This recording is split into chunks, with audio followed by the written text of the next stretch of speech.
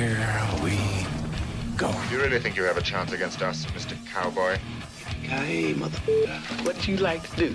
Oh, I don't know. Play chess. Screw. Well, let's play chess. They give off to Jonathan Taylor. Jump cutting his way close to the goal line. He's in there. Touchdown. I-N-D-Y. Jonathan Taylor. Wheeler finds Clark from the logo. Here's Halliburton into the front court. Mishandled it, but gets a shot. Hits it. Hits it. John, I have never been better to be on the air with you here in Indianapolis, a place where so many of my dreams have come true. The Ride with JMV on 93.5 and 107.5. The Fan. All right, how we doing a couple of days later now? Yesterday, I think I walked a lot of people through a great deal of disappointment, frustration, and sadness to get you to the point to where we are right now. And what is so weird about this entire dynamic, and now, hopefully, you get accustomed to this. You know, obviously, there's going to be a lot to get through coming up this year without Tyrese Halliburton. That story coming up in just a minute.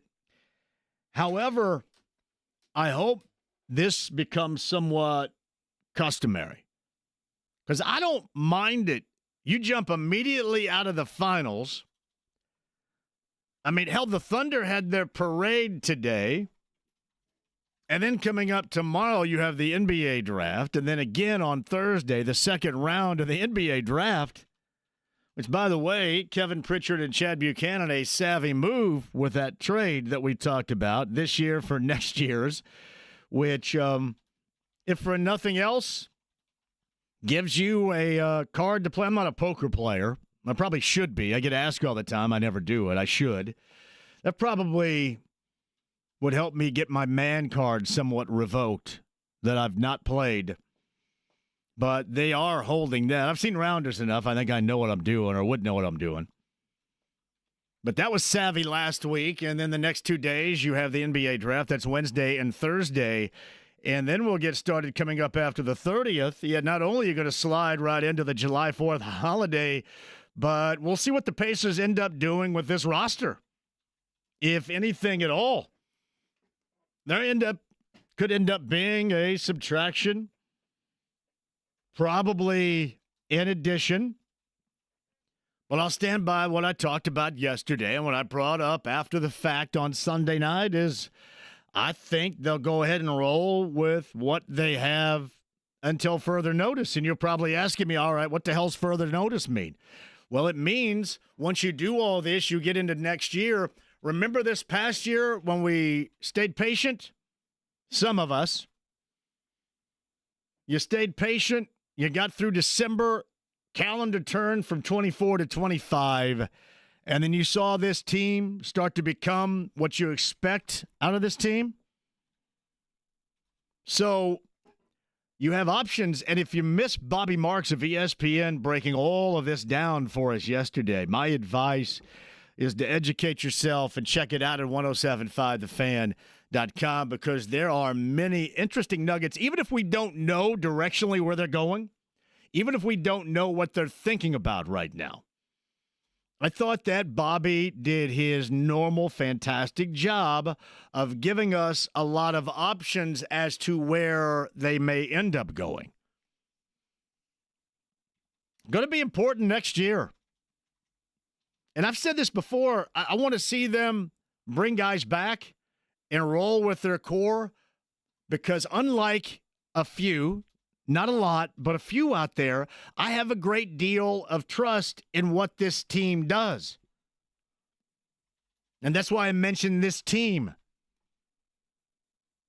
I talked about it all year long. I didn't want to double back all of a sudden and go, well, hell, now all is lost. Believe me, it is a significant blow.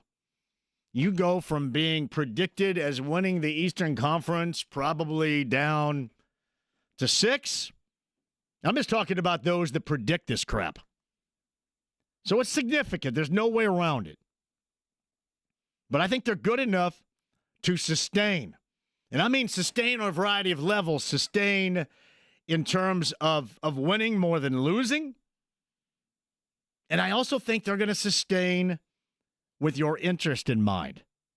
to keep your interest. Part of this incredible postseason run, and this has been my hope all along, that it builds more pride and more than just a glancing blow as to what you're noticing with this team. Yeah, I know. I'm always going to lean. I'm a basketball lean here.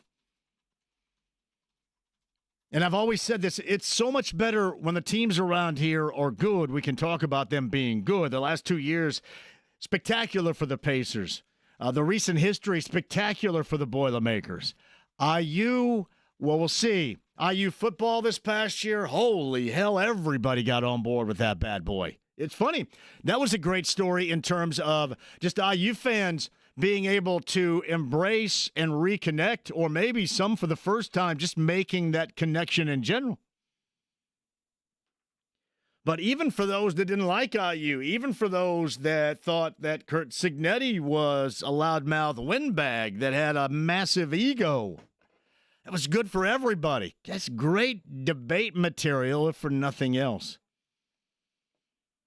Yeah, the NFL is always going to be that way. You just wish that the Colts at some point would become more than just the mediocrity-soaked franchise we have seen now for a number of years.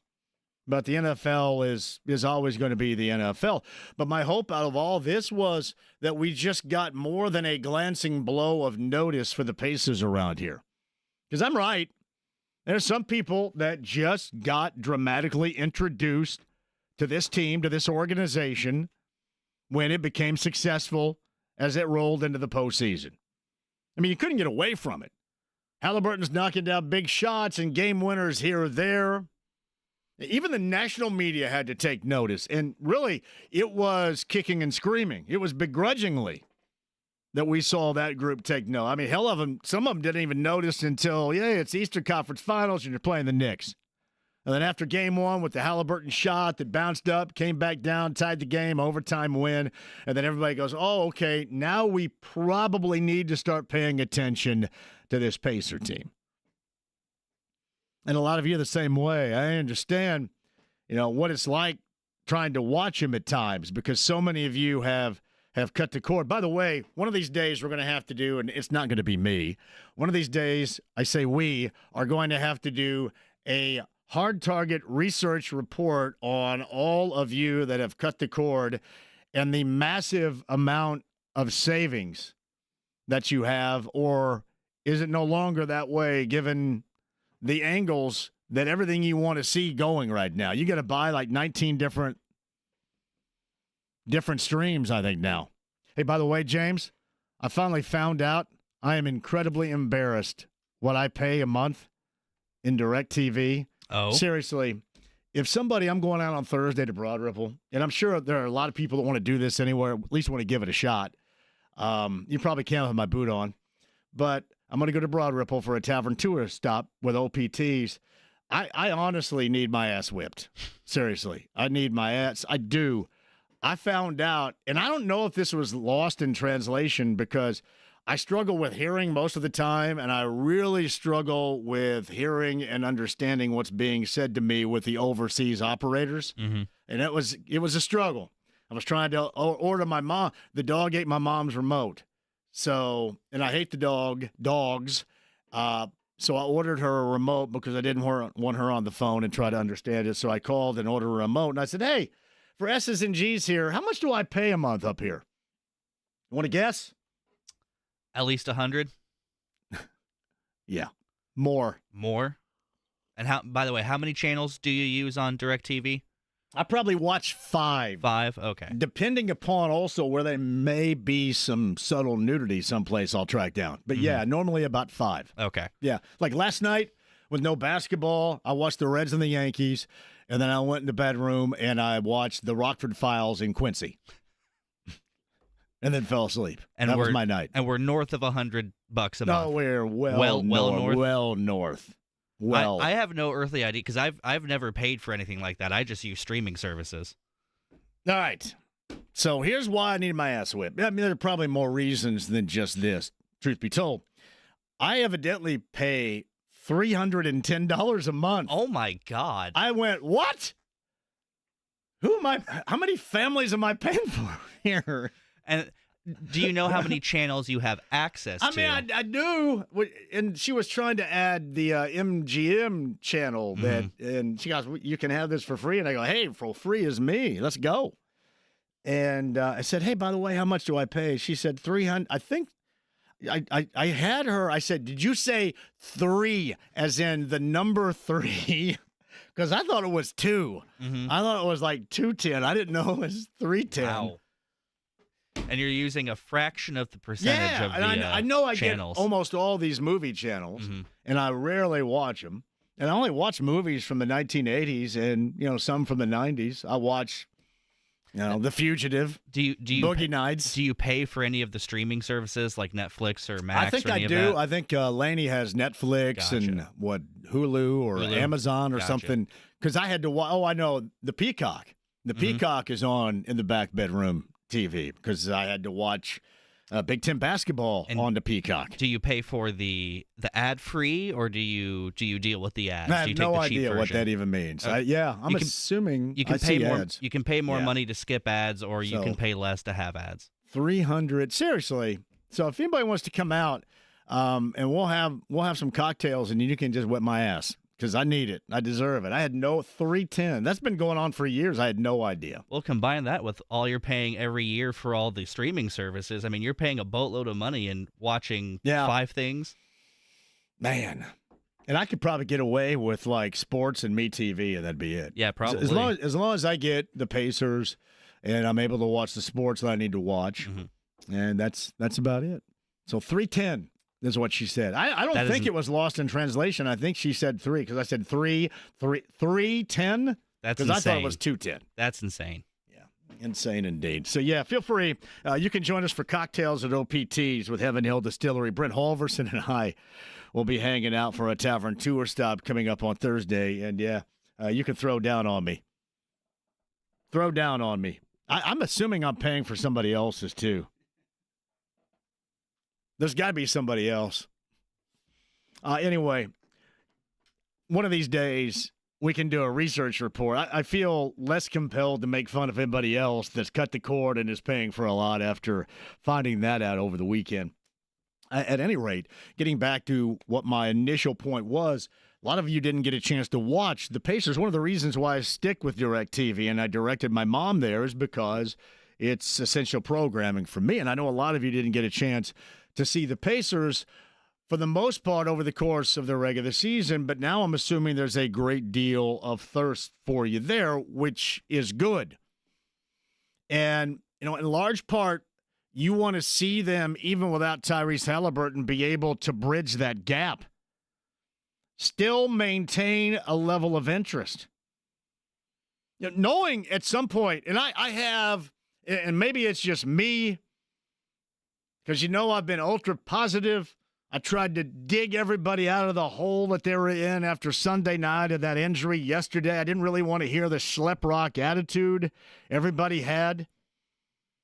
Like, I like these guys, and I want to see these guys get a chance. I want to see also organizationally, I want to see what the Pacers have constructed. I want to see this become a thing across the NBA. We always hear about team chemistry. Everybody preaches that. Every coach you've ever had, every instructor, every PE instructor that you had that wore the old school bike softball shorts that were way too tight and way too short, always told you about team chemistry, being a good teammate. And this was it. Like all of the cliches that we heard over the years, we were exposed to all these, especially in this state. And that's what the Pacers were. It was like the definition of it. So I don't want to see that go away. I want to see this work. I want to see other teams go, oh, well, look what they're doing there. I want to do that too.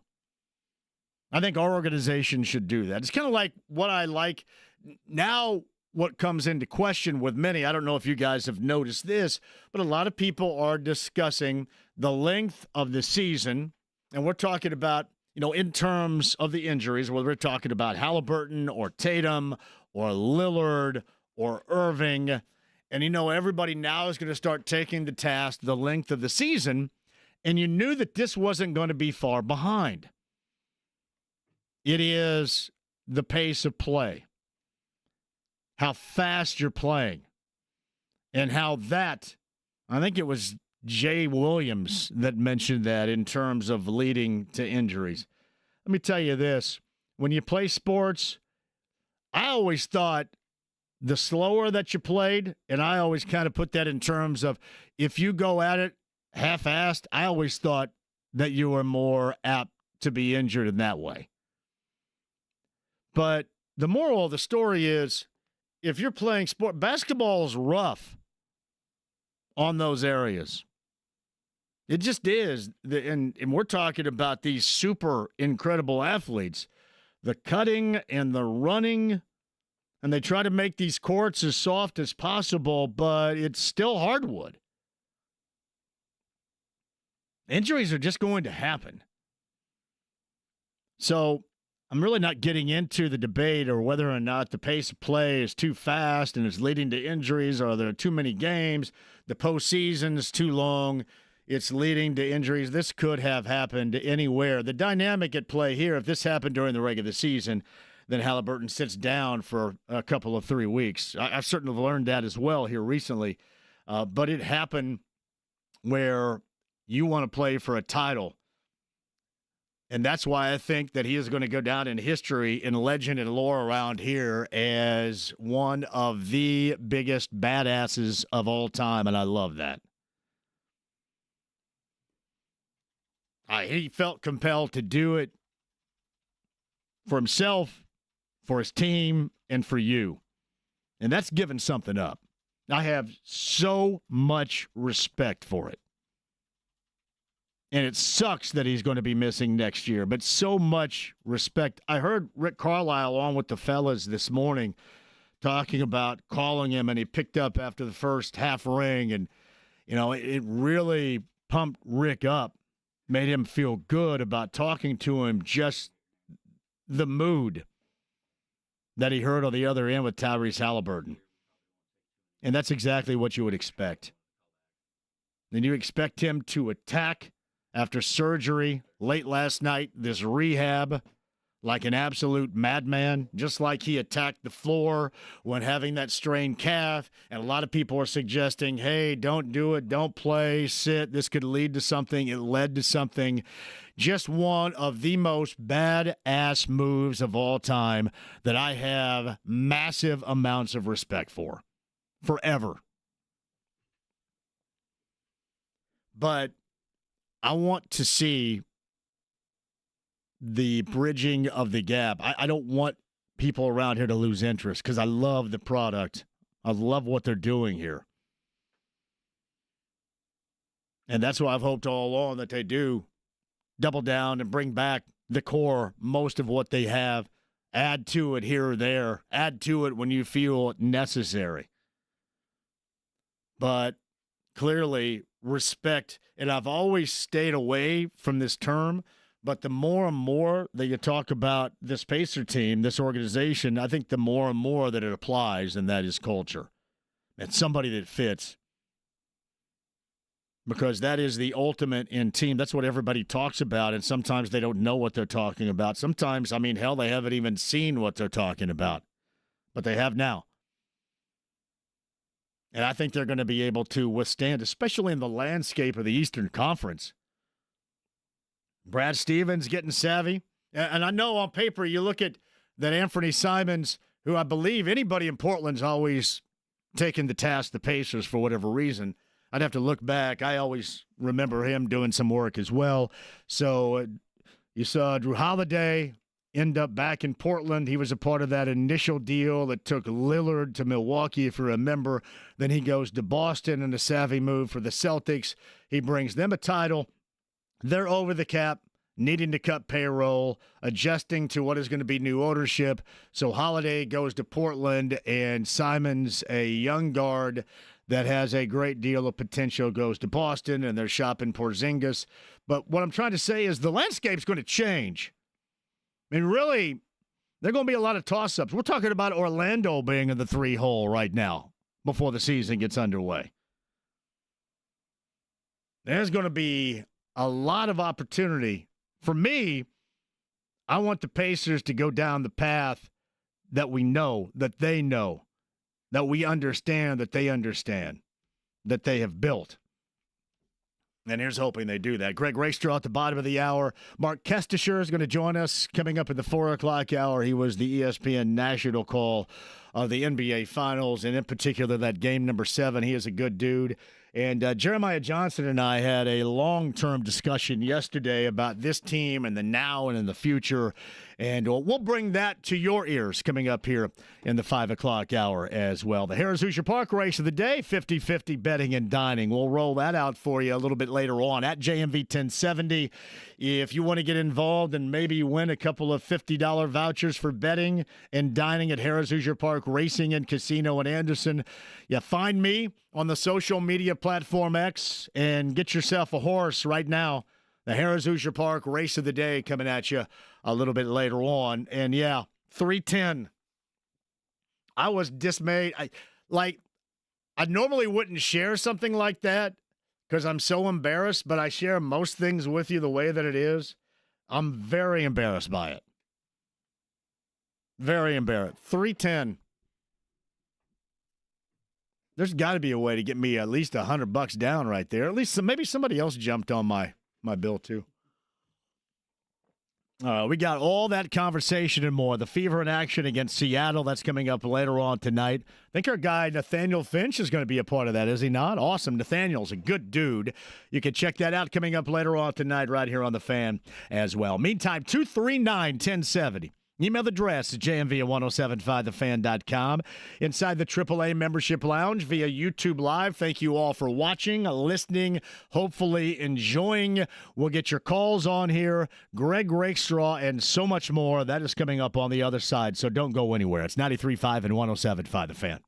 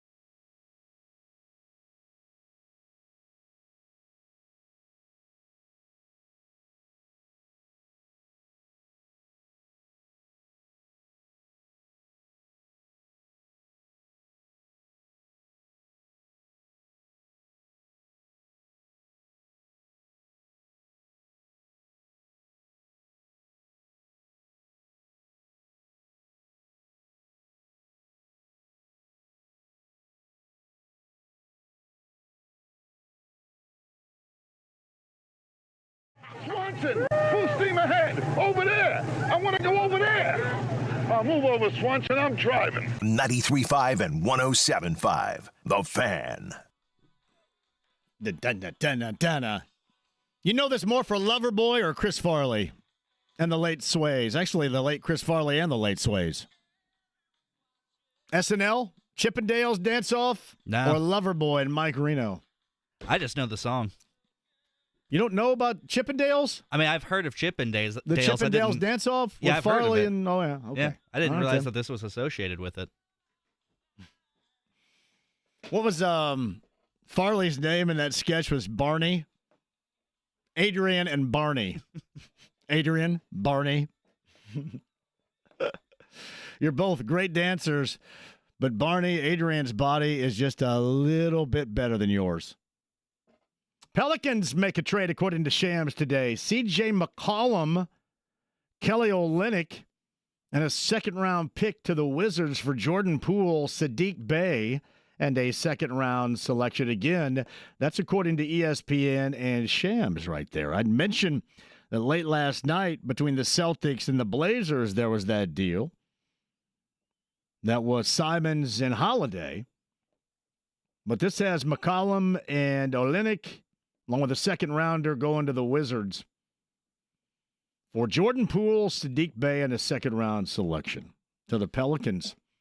A lot of movement leading up to tomorrow night's NBA draft, which officially gets underway with round number 1. Round number 2 coming up on Thursday.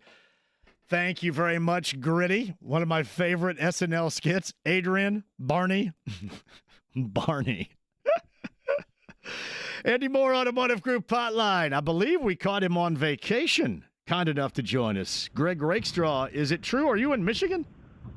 Well, I was in Michigan. I'm actually driving back to do the Indy 11 women's match tonight at Grand Park, which thankfully from where I vacation at in Michigan is like 2 hours and 15 minutes away. Okay. So I will go back to the land of cannabis dispensaries at about 11 o'clock this evening. Wow. I was going to ask, you going to bring home some gifts for your old friend here? Is that what's happening?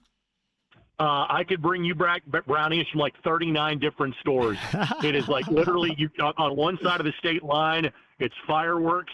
On the other side of the state line, it's nothing but weed. Yeah. Old schools, old banks, old post offices have the latest in cannabis products. I do want to unleash a soccer question for you before we get into other stuff. I hear something about the World Cup that is going on. It's not the World Cup in soccer. No. What is this? What is happening? This is the FIFA Club World Cup. Okay. In other words, like you've got, the UEFA Champions League that was won by PSG a few weeks ago. English teams have won that over the years. We have a North American version of that, the CONCACAF Champions Cup, that was won by Seattle a couple of years ago. And so this used to be an annual competition from like the 7 or 8 different regions across the globe. And it was kind of held in like January or February. And there wasn't much attention that was paid to it. And so FIFA has decided to now hold this, if not every 2 years, maybe even every 4 years. And so it's the teams that have just finished playing, 34 to 38 games across the globe, then have another competition. And so that is why you are seeing like Inter Miami, Bayern Munich, LAFC, Seattle Sounders, other top flight, international clubs. That's the event that's going on right now. The Gold Cup is also going on, which is the North American kind of every other year championship. So there are 2 different soccer tournaments that are taking place in the U.S. right now. Which one is which one's the better one in your estimation? The better one, just from a talent standpoint, would be playing in it. I probably, given the fact that we're a year away from knowing that. Sorry, Greg, you're cutting out a little bit right there, Greg. Where you go? Are you going through Porter County right now? I am on the South Bend bypass. How do I sound now? Better. Very okay. Very much. I got line of sight to the Four Winds Casino in South Bend. So I got you. I think I'm in good shape by the casino. Okay. The more important one to most folks would be the Club World Cup. I'm probably paying more attention to the Gold Cup, so I want to see how Team USA is doing. But the honest answer is, John, I'm not sure how important either one of them are because everyone's focused on the World Cup for next summer. Understand that. It's Greg Rakestraw who's on the inbound here for his own soccer coverage coming up later on tonight. Also on vacation. He's on the Andy Moore Automotive Group hotline.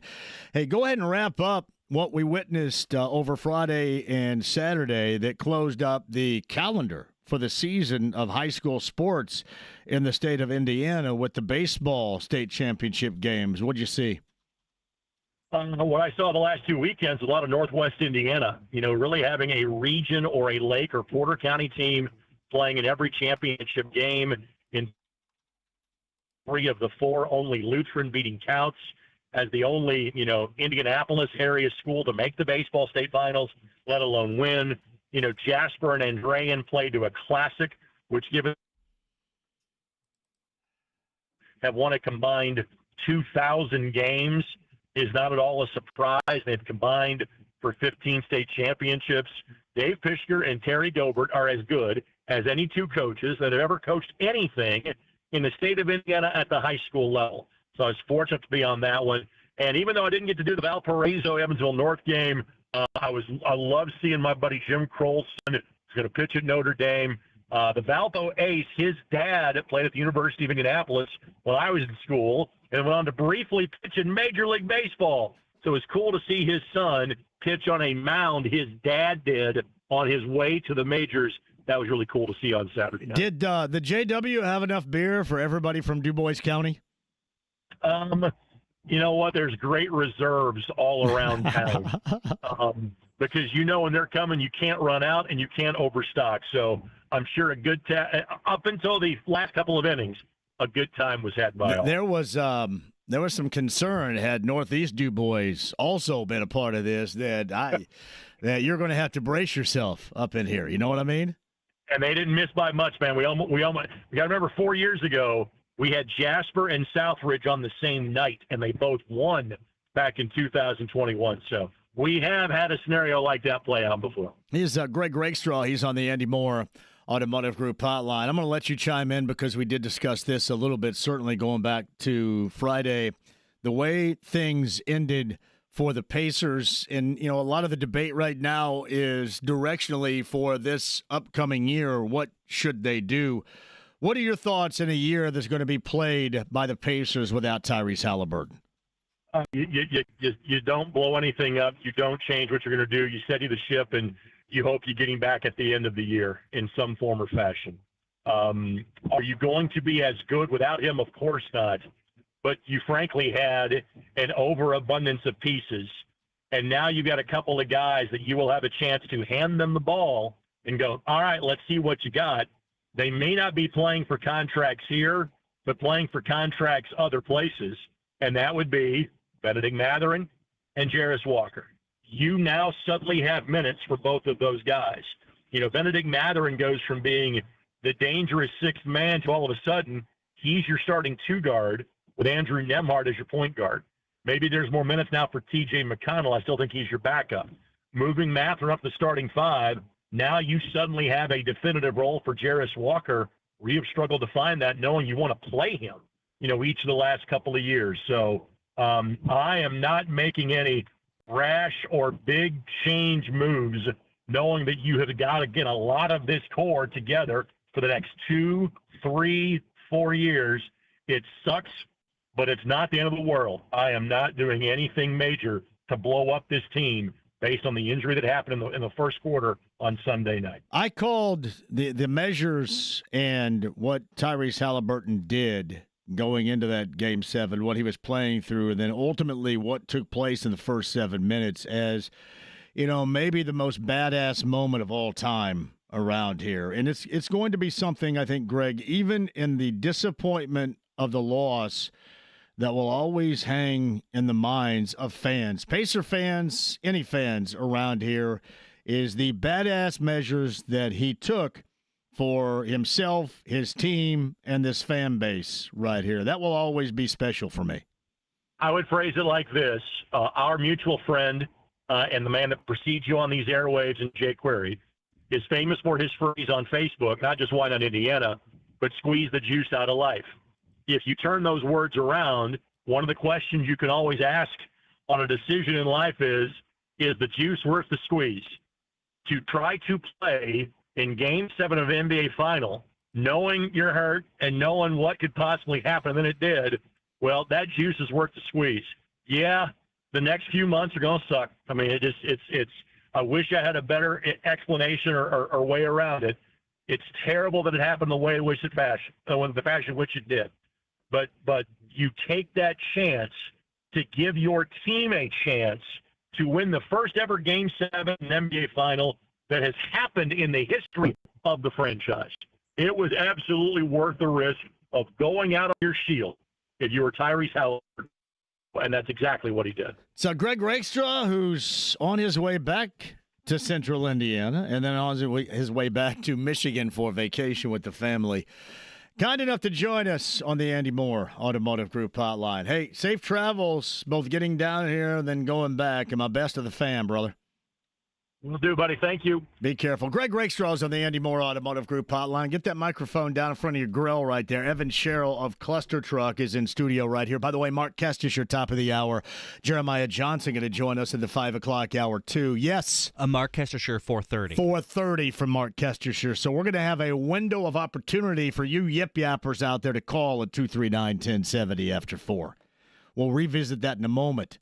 But we got to talk about the salmon in the bag right there that Evan Sherrill has brought in, a weekly visitor every Tuesday right here. And this along the same lines as the other Tuesdays from Cluster Truck. Hello, Evan. Hello. Yes, a weekly visitor and very, very grateful. So thank you for having us. Salmon, loving it. I'm a bit on the shelf right now, too, so I'm even more. I mean, I'm already very cautious eater the way that it is, but maybe even more cautious right now. You got me a little salmon and some vegetables in that bag, do you? Some salmon and veggies. Yeah, this is I believe this is my first time seeing you in the boot, so a little jarring, I won't lie. I'm happy you're doing okay. Let me my thought, and this is another tip of the cap to Tyrese Halliburton in what he did, and I can't say enough, the ultimate badass. But when I watched that, and listen, I'm not trying to compare myself at all. I'm 55 years old. I love to play hoop. I'm always going to love to play hoop. You guys know that. And I have to sometimes save myself from me because I'm incredibly stubborn and very jackass-ish, right? So I was all set to go through. I go, yeah, I'll be back in a week and be all good. And when I saw that, I immediately put this thing on. Like my friend Mike Landis was going, you wear this all the time and blah, blah, blah. And I go, oh, yeah, all the time. Yeah, sure. And I immediately put this bad boy on and we're wearing it. So until further notice right here, because that's a scary thing. There is zero way. He's going to attack this rehab, and I think he's going to come back bigger and better than ever. I don't think that this is going to have an effect on his game whatsoever. I feel confident in that. This would have a massive effect on every angle of my existence. So I've decided because of that to be a little bit more cautious. I think that's fair. And, shameless Cluster Truck plug, if you're like me, the postseason depression hasn't worn off just yet. I just want to go home and sit on the couch, order food, not stand up until I have to go to work the next day. Right so on.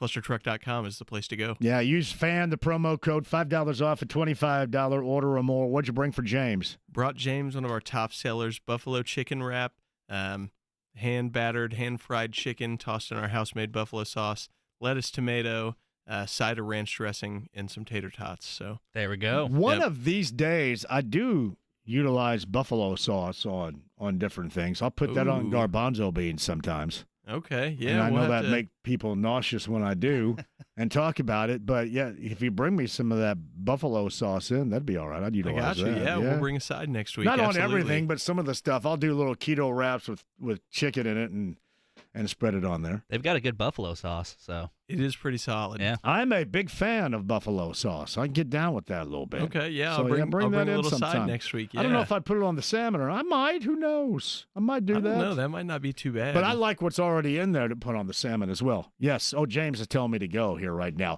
Clustertruck.com.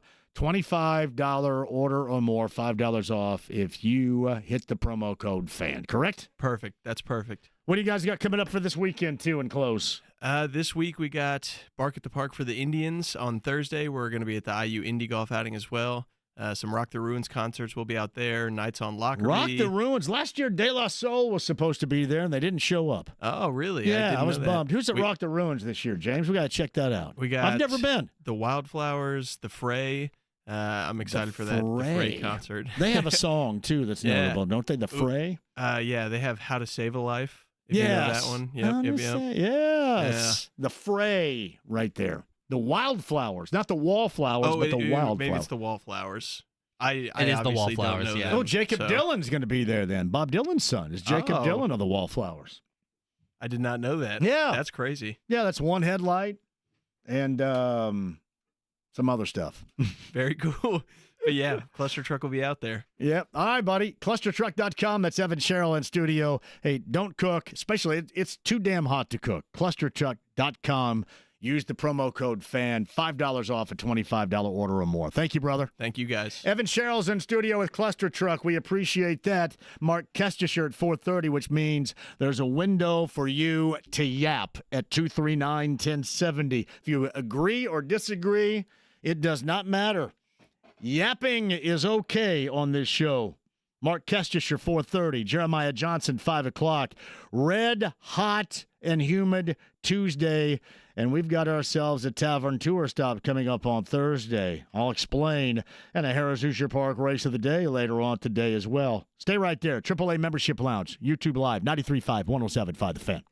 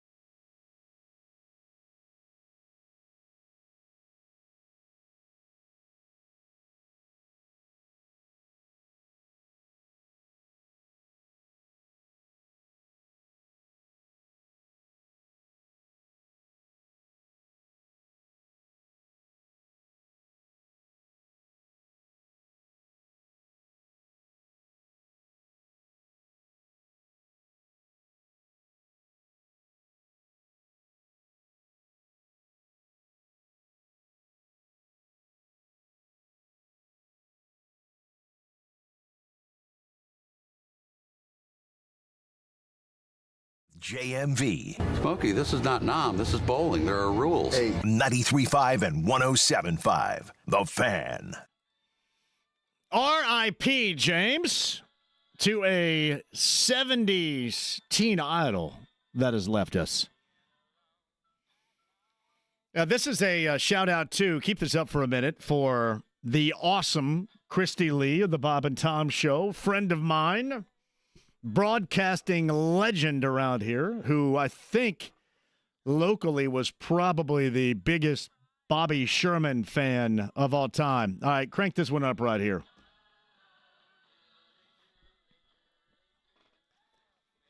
Bobby Sherman was a 70s teen idol. Kind of like a Ricky Nelson, a David Cassidy type of way. Julie, do you love me? Easy come, easy go. Apparently was friends with another teen idol in his own right, John Stamos, who posted the wife of Bobby Sherman's message on Instagram that Bobby has passed away. He actually, I think he ended up being, I don't know if it was in L.A. County, but a Southern California law enforcer in his life after being a teen idol. Bobby Sherman has passed away at the age of 81. You know, I meant to ask Greg this too, and I do have to hit a break. We'll come back. I have plenty of time on the other side. I'll mention this again. Vigo County school superintendent announced his restructuring plan that at this board meeting last night consolidates Terre Haute North and Terre Haute South high schools.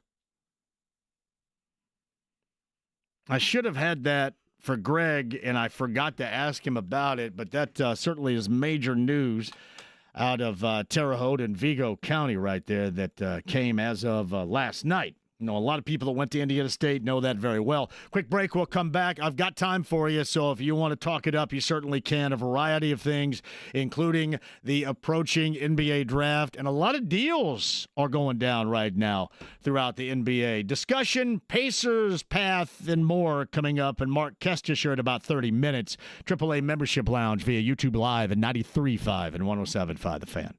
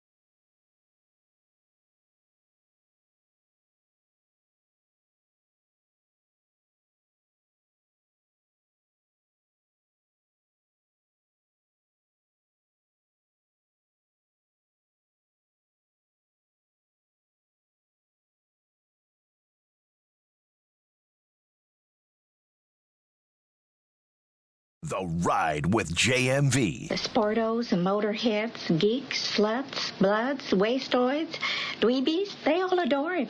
They think he's a righteous dude. 93.5 and 107.5. The Fan. Well, I know where you're going with this. I mean, this is a Miles Turner conversation, and I don't think it's any secret that the franchise, at this particular moment, that is the number one priority. I don't know anything about money or numbers or years or any of that kind of stuff, but Miles is a very important part of what we've done here, what we've been doing. He's a very, very important part of the history of the franchise, certainly over the last decade. So I know that'll be a big topic. I'm sure, and I'm not privy to every little conversation going on there, but Miles is a very important part of what we're doing, and that'll be a big thing. And we get the draft, I guess, tomorrow, and I guess it's tomorrow and Thursday.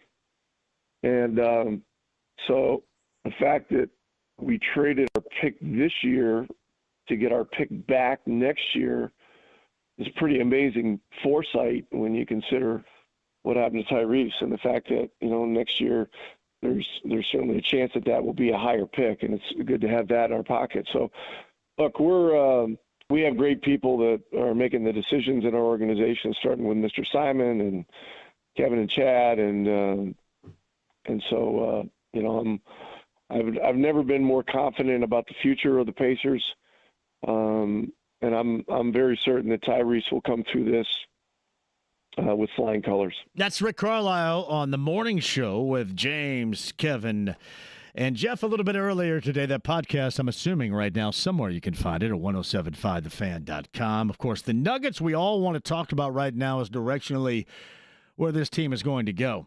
Because you're viewing, I understand why you'd want to view this much differently, because you have to. However, I don't think that means you have to change significantly. And when I'm talking about changing significantly, I'm talking about the path that you were going to take anyway. This was a path that they were going to take. Now, do you talk about everything privately? There is zero doubt you do that. That's why you're good at what you do. You discuss everything. But to me, you also stay true to who you are and what you created. And this is far less about me and, you want to make sure that 33 stays here. No, it's not about me. It is about the continued belief in the continuity of what this team, what this organization has put together. And what it struggled to do for so many years.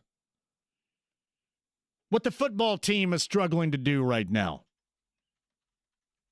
The continuity that, frankly, I have a deeply rooted belief in. And honestly, if you don't have that right now, I don't know if you're ever going to get it. How would you not?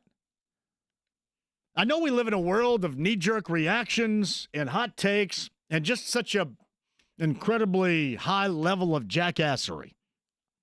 I'm in it. I'm a part of it.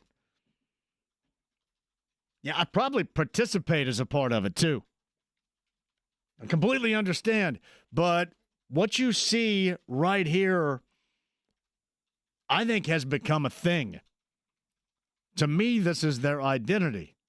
And I know when you lose the major piece, that major portion of your identity, it makes it difficult, but it still doesn't take you off the path. Now, you just don't bring back people for the sake of bringing back people. But at the same time, I don't know why you stray away from the idea that has led you here. And this has been my point all along.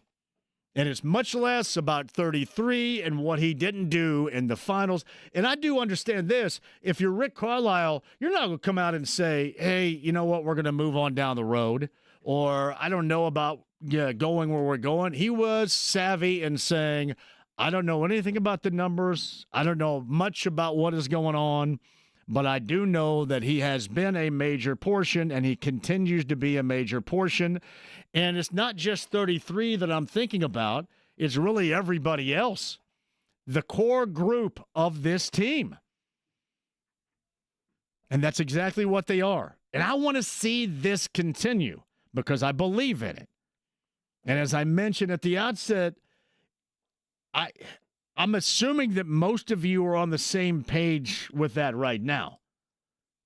Honestly, I don't know with the last 2 seasons in mind how you wouldn't be a part of that, how you wouldn't understand that, how you wouldn't want that to happen. I'll give you a great example, right?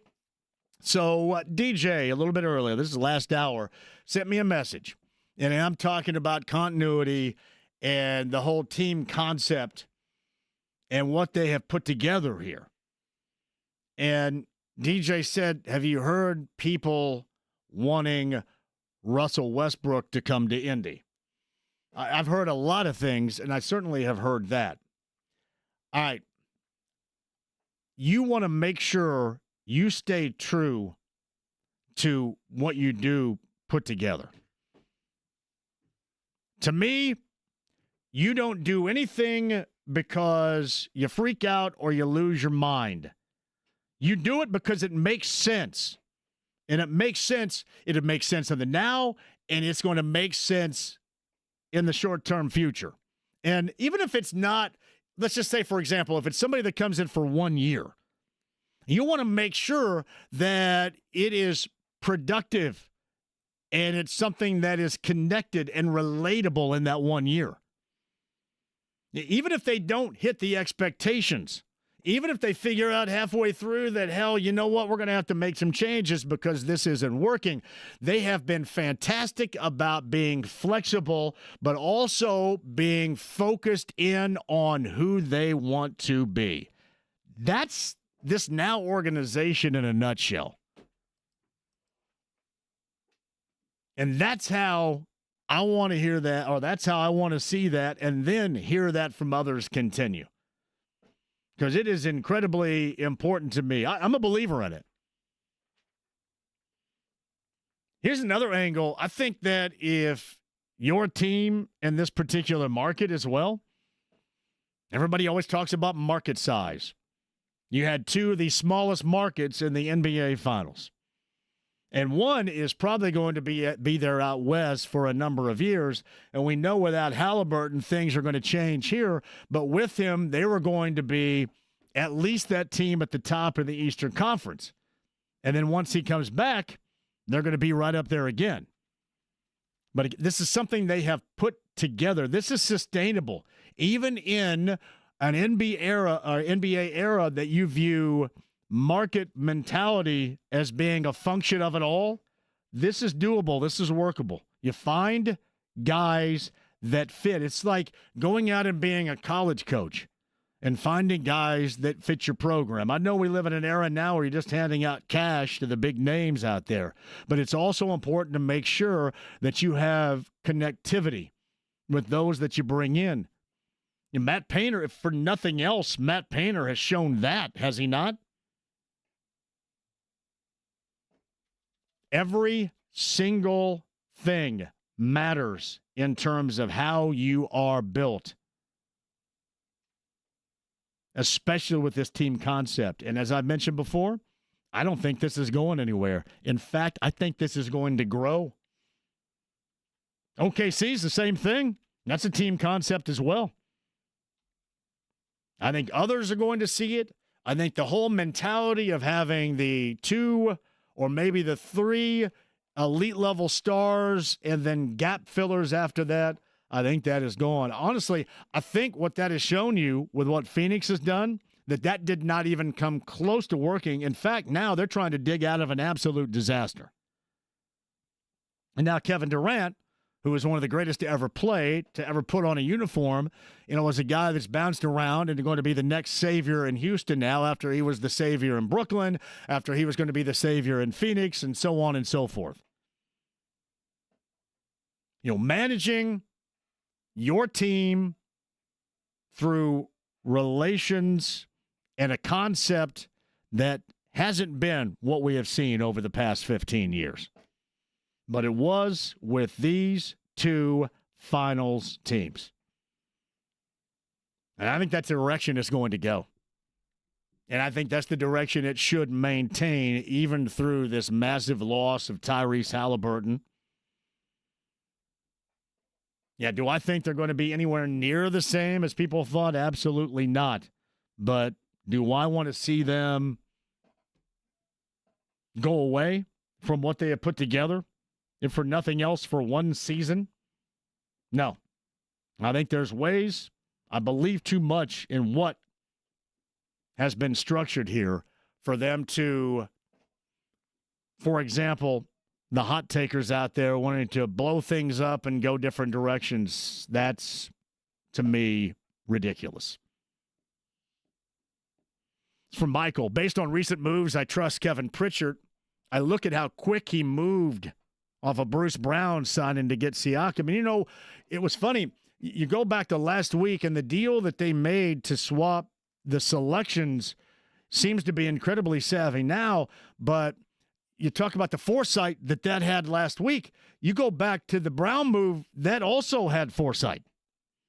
I mean, it was like they were planning with that move what was going to happen even further down the road. That's called a vision. This is what they have in mind. To stray away from this right now is so incredibly detrimental. How many times have we seen that taking place around here? Roll with this because it works, and also because this will become trendy in the NBA. Mark my words.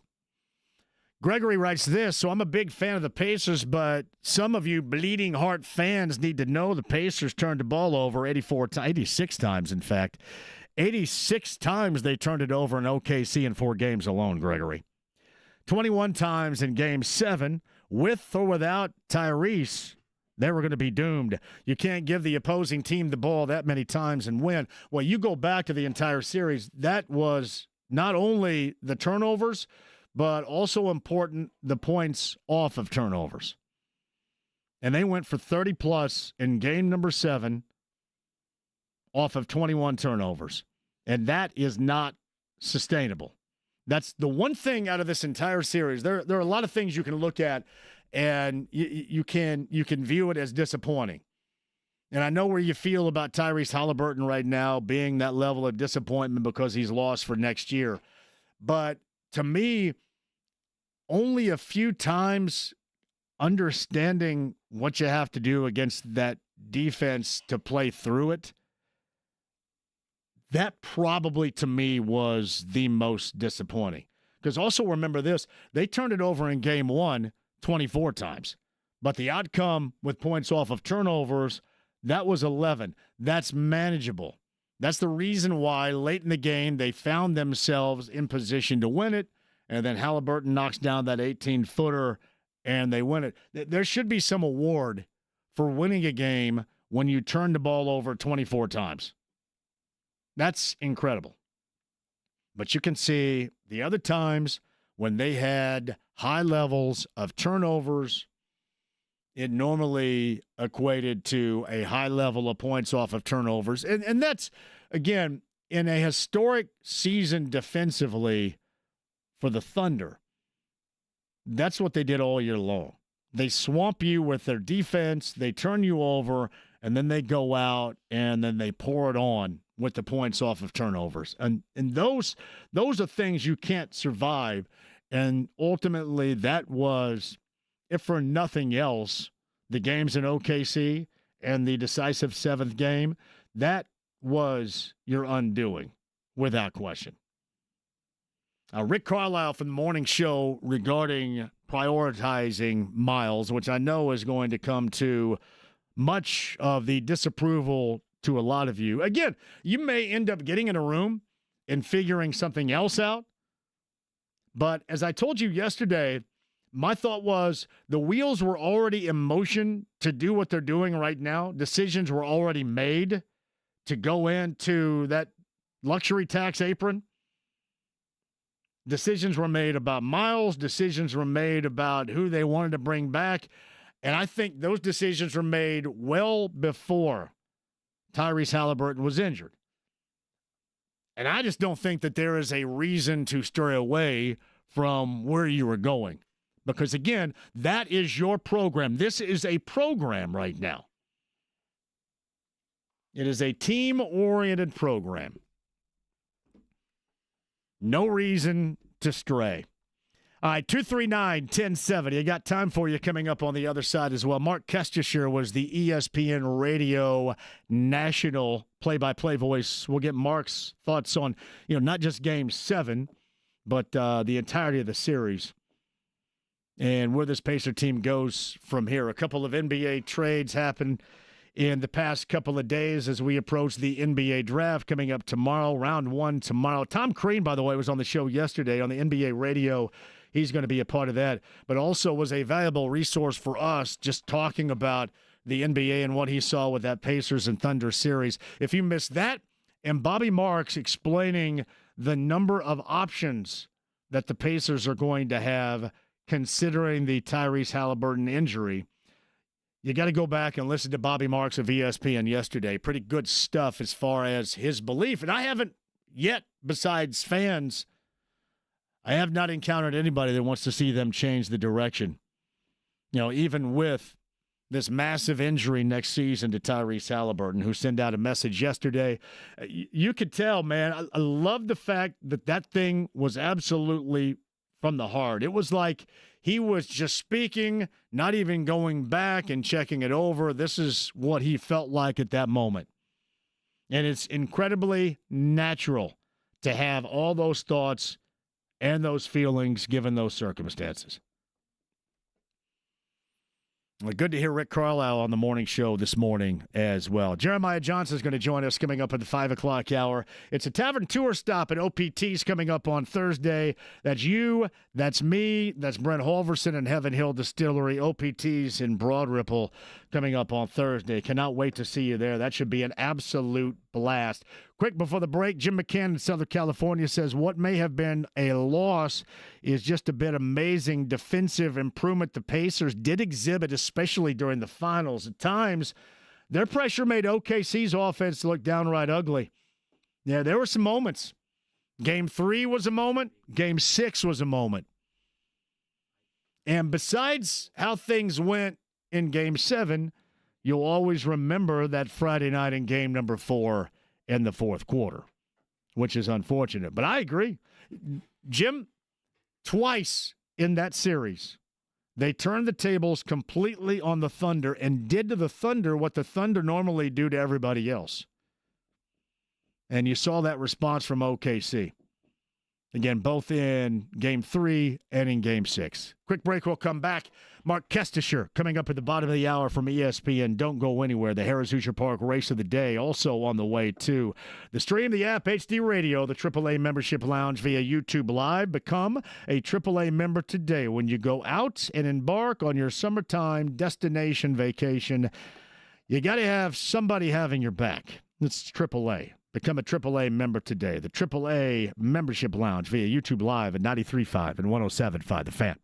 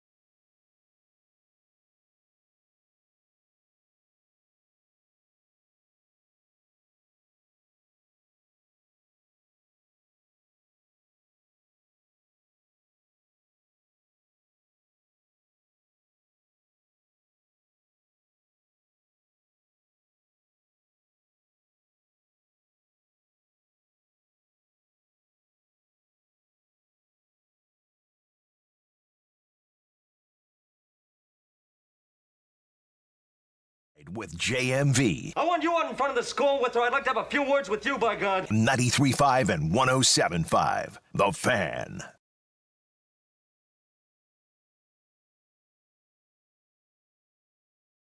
That Mark Kestcher coming up in a couple of minutes. Maybe it's just Windhorse yapping. Haven't heard.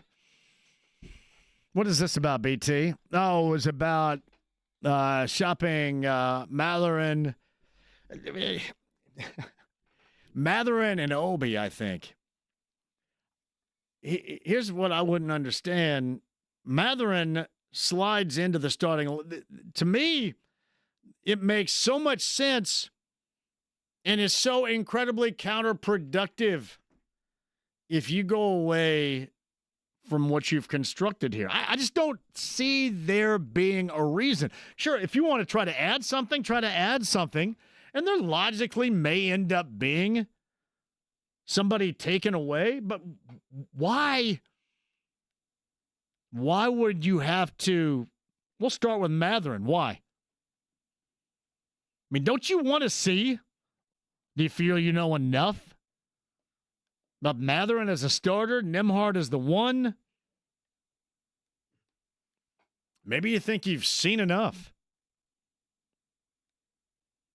I think it's all incredibly logical to stay with the core that you have and then also consider what the rest of the Eastern Conference is going to look like. I have no idea.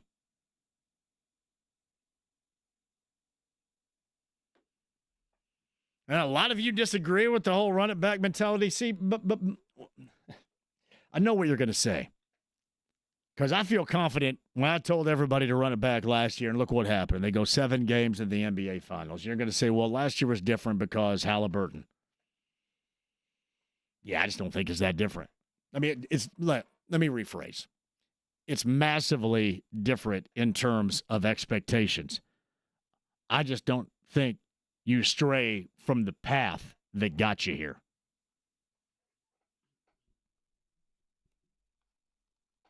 That's my thought. Always has and always will.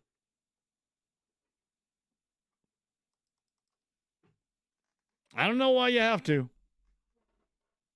I'm all for if you want to add somebody that fits in, fine. Add somebody that fits in, but I can't be the only one in this category. Going with what you know. With what you put together. Give me Ike before Mark Kestcher joins us right here at 239-1070. Hello, Ike. How are you?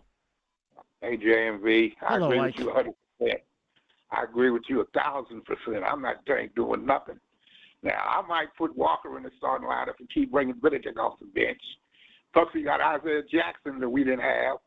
So we ready to roll. If we went this far with all the injuries we had starting the season, I see us getting at least 50 wins going into the playoffs next year because the team knows what to do. All we got to do is just find out who's going to be our point guard and go from there, And well, I mean, I already know who's going to be the point guard. It should be Nembhard, right, Ike? Yeah, but, we could find somebody else. Listen, and hey, Ike, what I'm saying here, I'm not suggesting that you don't try to work somebody else in, but I think making what a lot of people have described as being a massive move on this. I just think that would be detrimental to what you've tried to put together, what you have put together, and where you're going. No, I'm not looking for nothing massive. I'm just saying if we find us a point guard who can navigate and get in that lane, during the off season, and we could just leave everything like it was, and bring both Benedict and Walker off the bench. But I'm saying the team we got right now is ready to win 50 games as is. And I'm not worried about nothing because if we somehow get Benedict back, I'm not with Hallie back by the playoffs next year, then we can win the whole thing. Because we was on the way to winning it if he hadn't went down with that injury. He came out ready to go. Ike, thank you for the call, man. I got to get to our guest here. Listen, I'm not going to maintain they're going to win 50. But I would tell you that they can compete in the East. And looking around at all these other teams, I mean, outside of, the Cavaliers are probably the one dog, right, out of the gate. The Knicks are probably right there. We're talking about a team like Orlando being third best? I mean, come on. Boston's going through transitionary stages. Milwaukee is going through one. I mean, everybody's going to cross their fingers that Philly's going to be healthy for 5 minutes. Come on. Again, add if you feel it necessary, but tearing at the heart or the core just seems counterproductive to me. But again, I was right last year, and I'll be right again this year. Andy Moore, Automotive Group Hotline. He's the ESPN Radio National Play-by-Play voice. He had the finals in that decisive Game 7. Mark Kestcher is with us. Hello, Mark. How are you? JMV, better late than never. Sorry I couldn't make it yesterday. Was stuck at an airport in Chicago for about 12 hours. Well, so. Our company manager, Dion, was just in studio off the air and had told us a story about how he was kind of stuck in OKC. It's tough to get around, I think, up out of that place. Is it not, evidently, to get to where you're going? It is. It's a tough airport to deal with. Yesterday was particularly tough. I left early, which was the irony. I left OKC at like 8 in the morning. My boss, the guy who's in charge of ESPN Radio play-by-play, left at 3 p.m. We both got to Hartford, Connecticut airport at the exact same time, just shy of 1 in the morning. Wow. Okay, then. So that is like a planes, trains, and automobile scenario right there, isn't it? So it is, but it was all worth it. Though I'm not even a part of the draft coverage this year, which I had done for the last 17, 18 years. So they're all going to Brooklyn tonight to prepare for the draft the next 2 days. So I have it easy in comparison. He is Mark Kestcher on the Andy Moore Automotive Group Hotline. What did it feel like calling the moment when you saw Tyrese Halliburton go down and you knew how serious it was? Yeah, it was. The first thing I thought about was it was so similar to Kevin Durant in Toronto in 2019 with the Warriors. It was just similar in that the location, it was like right in front of us. And as he's stumbling down, you're realizing that, this is exactly what happened the last time. I don't think I quite, in the moment, realized that he wasn't getting up. I saw him slapping on the floor, and then my attention was diverted to the OKC Thunder going the other way. But as soon as, announcing, a dunk on that end, then it just, in my brain, just clicked like, I know you can't say Achilles, but this does not look good. And it was unfortunate, obviously, very unfortunate to happen in Game 7. And despite all that, they still had the lead at halftime, and they were competing until the decisive third quarter came. Yeah, I mean, it really is who this team, we know watching them all season long, and certainly what they transitioned into in the postseason. It's just a resilient, hard-nosed, team-oriented group that it never says die. I mean, that third quarter was just, such the difference maker, giving up 34 to OKC, but even more so than that, 21 turnovers and 30-plus, I think, in points off of turnovers. That was just something I had discussed prior to that you could not withstand, certainly without Halliburton. Even with Halliburton, that was going to make it tough because turnovers, 86 of those in Oklahoma City, Mark, for the Pacers in those 4 games. And then when you add in the points off of the turnovers, you can't survive that. And then ultimately the Pacers did not. OKC is a terrific team, and they're going to be remembered, probably down the road as, wow, that was a really good team. 68 wins plus 16 in the postseason, outstanding defense. But that's how they lived. They turned those turnovers, which they weren't, live ball earlier in the best-of-7 series, right, and the Thunder weren't taking advantage of them. I think in that third quarter alone was 8-0 turnovers and 18-0 in points off turnovers. It's just, and you're on the road, and you're without, one of your 2 best players. The words, as play-by-play guys, and even as fans, like there are certain words that pop into your brain when things are happening, and as a play-by-play guy, you kind of, stick those words in the back pocket in case something big happens down the road. And for me, with Halliburton out and Nembhard hitting the 3 before halftime and leading by 1, it was something like the ultimate underdog, because this team, we saw them erase 20-point deficits, 15-point deficits with ease. and many in the fourth quarter, and Halliburton hitting big shots inside of 5 seconds. And so, and for whatever reason, Vegas had OKC the favorite in every single game, even though they split the first 6. Underdog comes to mind, obviously, and then without your best guy, that would have been the ultimate performance if they could have pulled that off.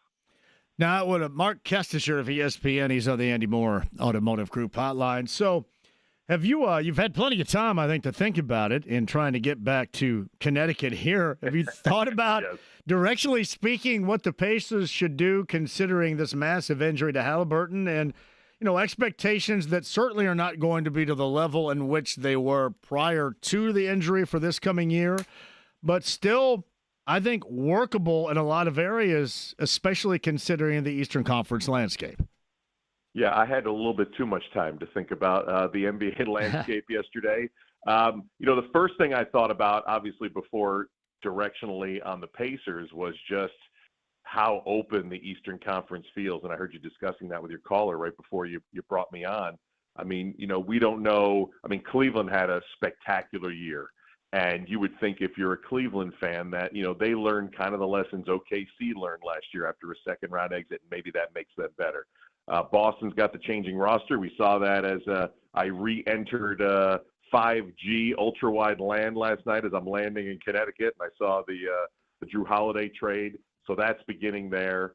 You mentioned Milwaukee. We're not sure what that roster is going to look like. Orlando and Detroit are the two teams that have the potential to kind of take that next step up. And so it's a long way just to say that it's right. It feels like it's right there for the taking. I didn't mention the Knicks, but they still don't have the head coach yet. So, they're going to be somewhere near the top in the East, one would think.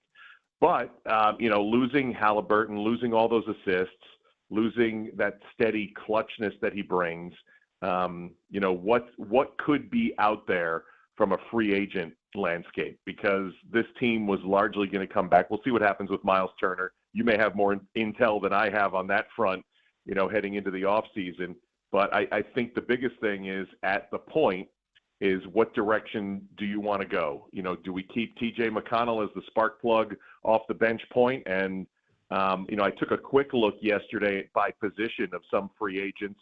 I don't know if they're names that, get people at Indiana excited. I love the Jones brothers, Tyus and Trey. I think both are unrestricted or one may be restricted. If you want to go the veteran route, I know Chris Paul's been a name that's been mentioned probably for either Los Angeles team or somewhere else, but, maybe that's a fix. Dennis Schroeder's been around the league everywhere.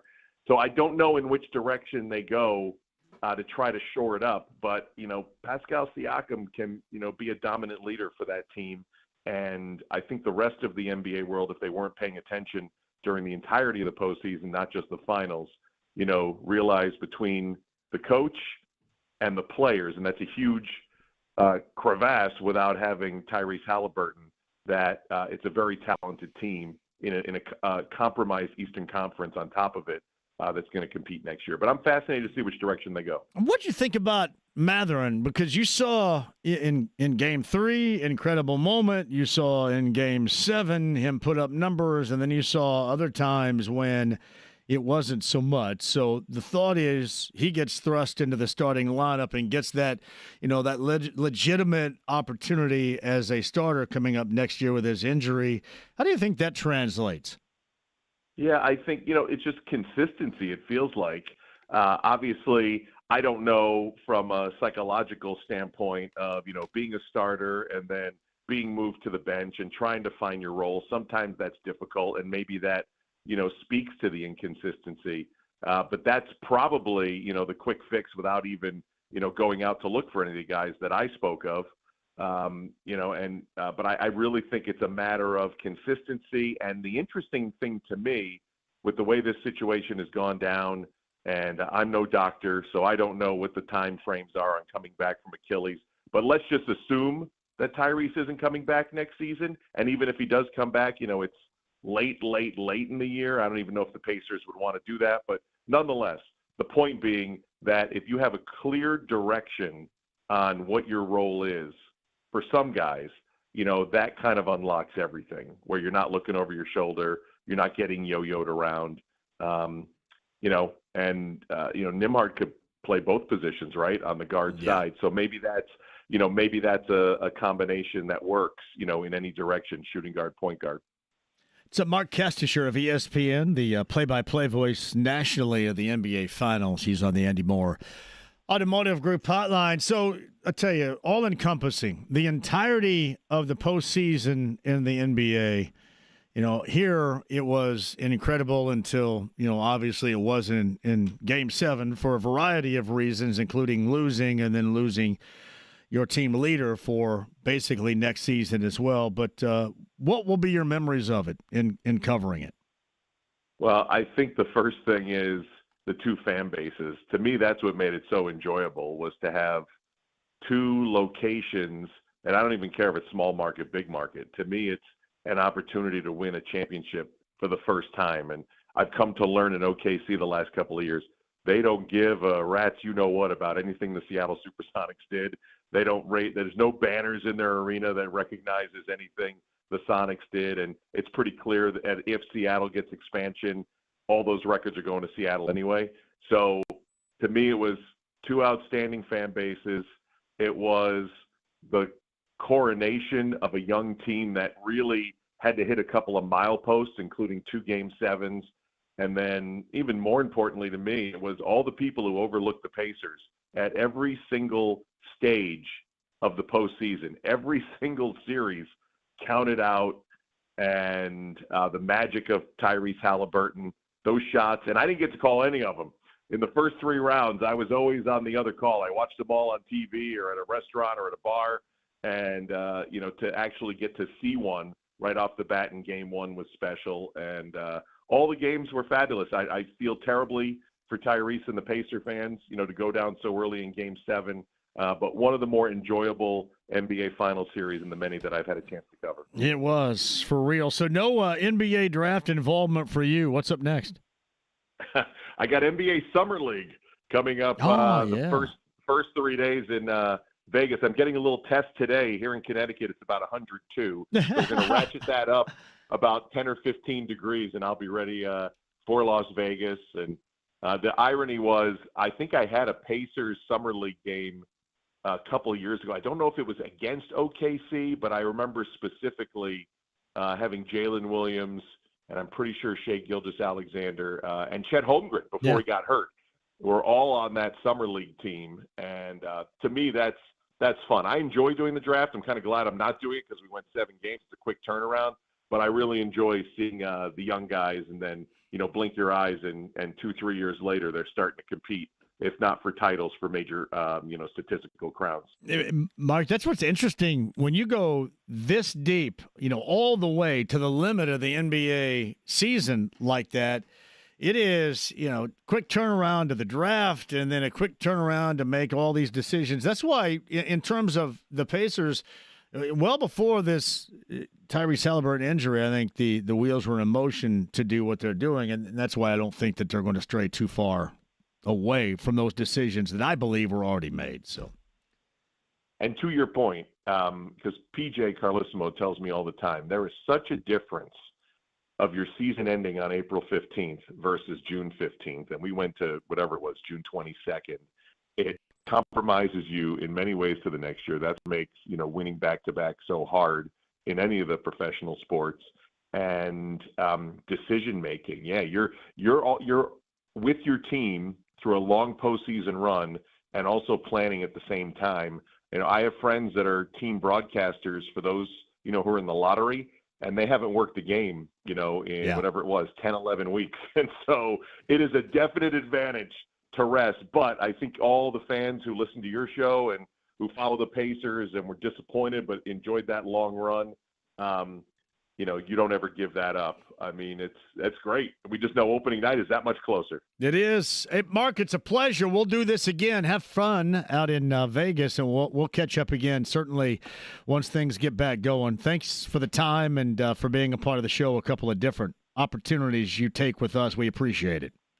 Well, I appreciate the offer and the invite, and enjoy your summer, and we'll talk again soon. You got it, Mark. Thank you. Mark Kestcher right there of ESPN Radio and the Andy Moore Automotive Group hotline. That is a good dude. Hey, by the way, given the fact that this NBA season with the Pacers went the distance, there is one segment that we have not done. And normally we're a month deep into it. You guys know what that is? I'll refresh your memory because it starts for the first time on Friday. Tavern Tour stops on Thursday. OPT's Heaven Hill Distillery in Broad Ripple. This segment starts on Friday. I'll explain that on the other side. Fever and the Storm tonight, 10 o'clock, that tip time, 9:45 coverage. Nathaniel Finch has you covered right here on The Fan. Again, 9:45 later on tonight, the Fever and the Storm tip at 10 o'clock later on this evening. 93.5, 107.5 The Fan.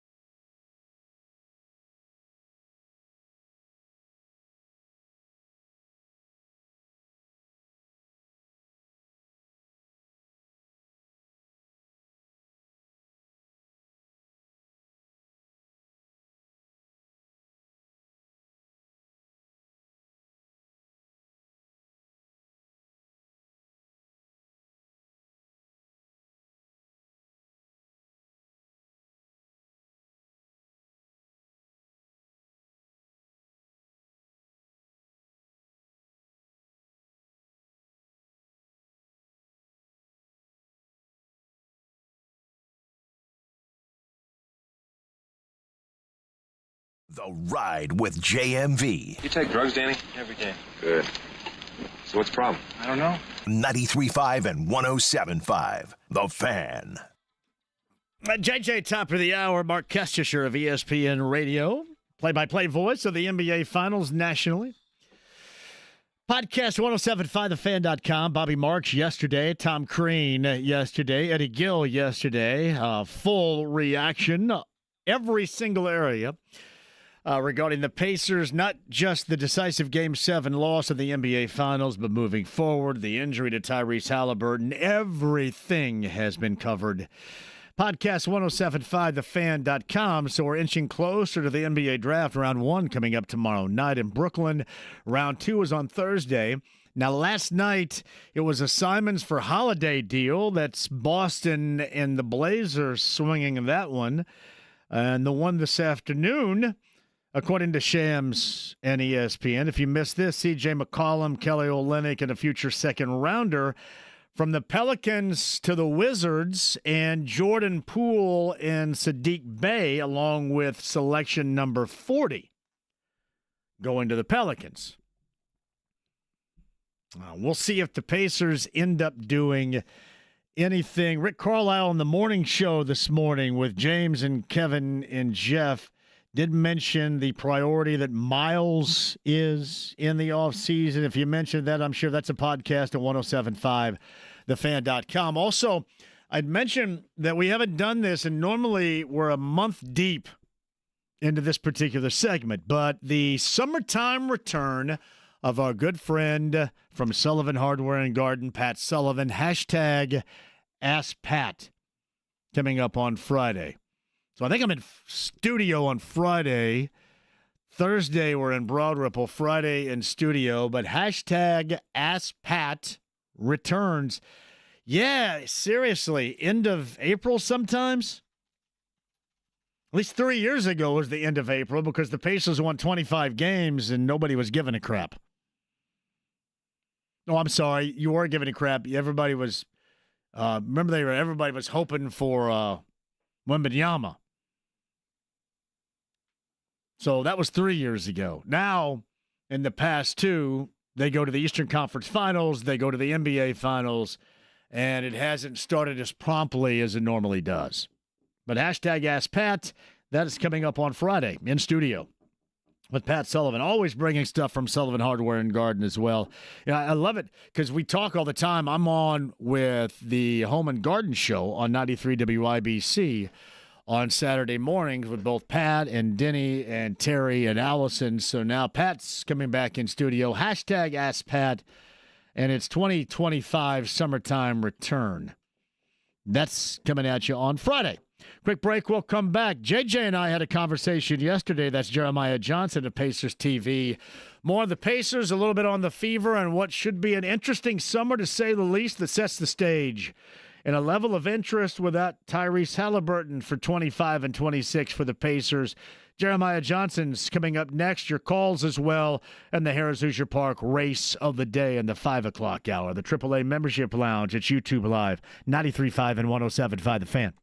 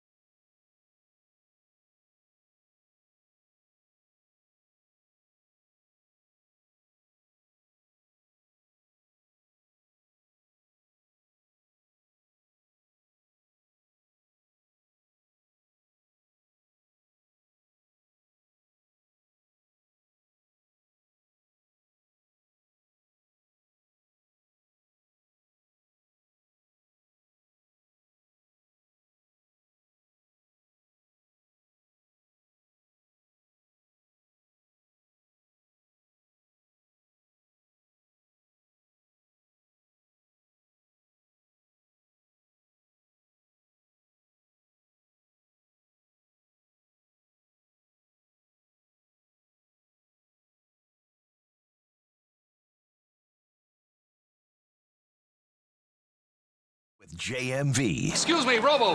Any special message for all the kids watching at home? Stay out of trouble. 93.5 and 107.5. The Fan. The Red Rider. Well, Vision Quest. James, go ahead and crank this up for me. I feel like this right now. Hey, Greg, this is nothing at all against you, man. It's all good to send me this. Can I give you... Greg just sent me a Gemini... What the hell's this? Gemini AI? What the hell's that? I think Gemini is, I don't know if it's Google's AI bot, but it's some sort of AI bot. Okay. I asked Gemini AI, says Greg, to come up with trade to salvage 2026. This is super aggressive. Are you guys ready? Here's, this is why Gemini AI can stick it, because this is awful. The Pacers trade Miles Turner, Benedict Mathurin, and Jarris Walker and a 2027 first rounder for Trae Young. Gemini AI doesn't know its ass from nothing about basketball. That is Google Gemini, by the way. Is it really? Google. Yeah. Google Gemini AI. And this is not, I know this is not on you, Greg. If you are a team and team-oriented, that may be the last dude you'd want a part of it right there. Corbin, I'll get back with you on the DMB. I know that's what's Dave Matthews Band coming? That next month? You're going to thank me later for that, Corbin, because I got you. Yeah, that's Trae Young. Trae Young. The ultimate team guy. The ultimate team with the ultimate team guy right there. Dave Matthews, July 11th, it seems. Is that 2 days, though, right? 2 days of July shows? 11th, July 12th, both at Ruoff. Corbin, I got you covered. Hey, by the way, too, decisive Game 7, Sunday, at the same time as Simple Minds. And there looked to be like there are 5 people there, which would be rightly so considering everybody was watching decisive Game 7. Did you end up going at all or just through pictures? Well, I saw through pictures. 5 people. And that stinks, too, because I really wanted to see them, and they rarely come over here, and they probably saw that crowd and may never be back. But, yeah, I saw that. But thank you. Corbin, I'll be in touch. Andy Moore, Automotive Group Hotline. Jeremiah Johnson of Pacers TV. Clearly, Gemini AI doesn't know its ass from nothing in basketball. Yeah, I was not aware, but that trade proposal is probably one that'll come and go and only be talked about on the ride with JMV. Yes, and made fun of on this particular show as well. Hey, as far as seasons go, how many years are you deep in doing Pacers TV?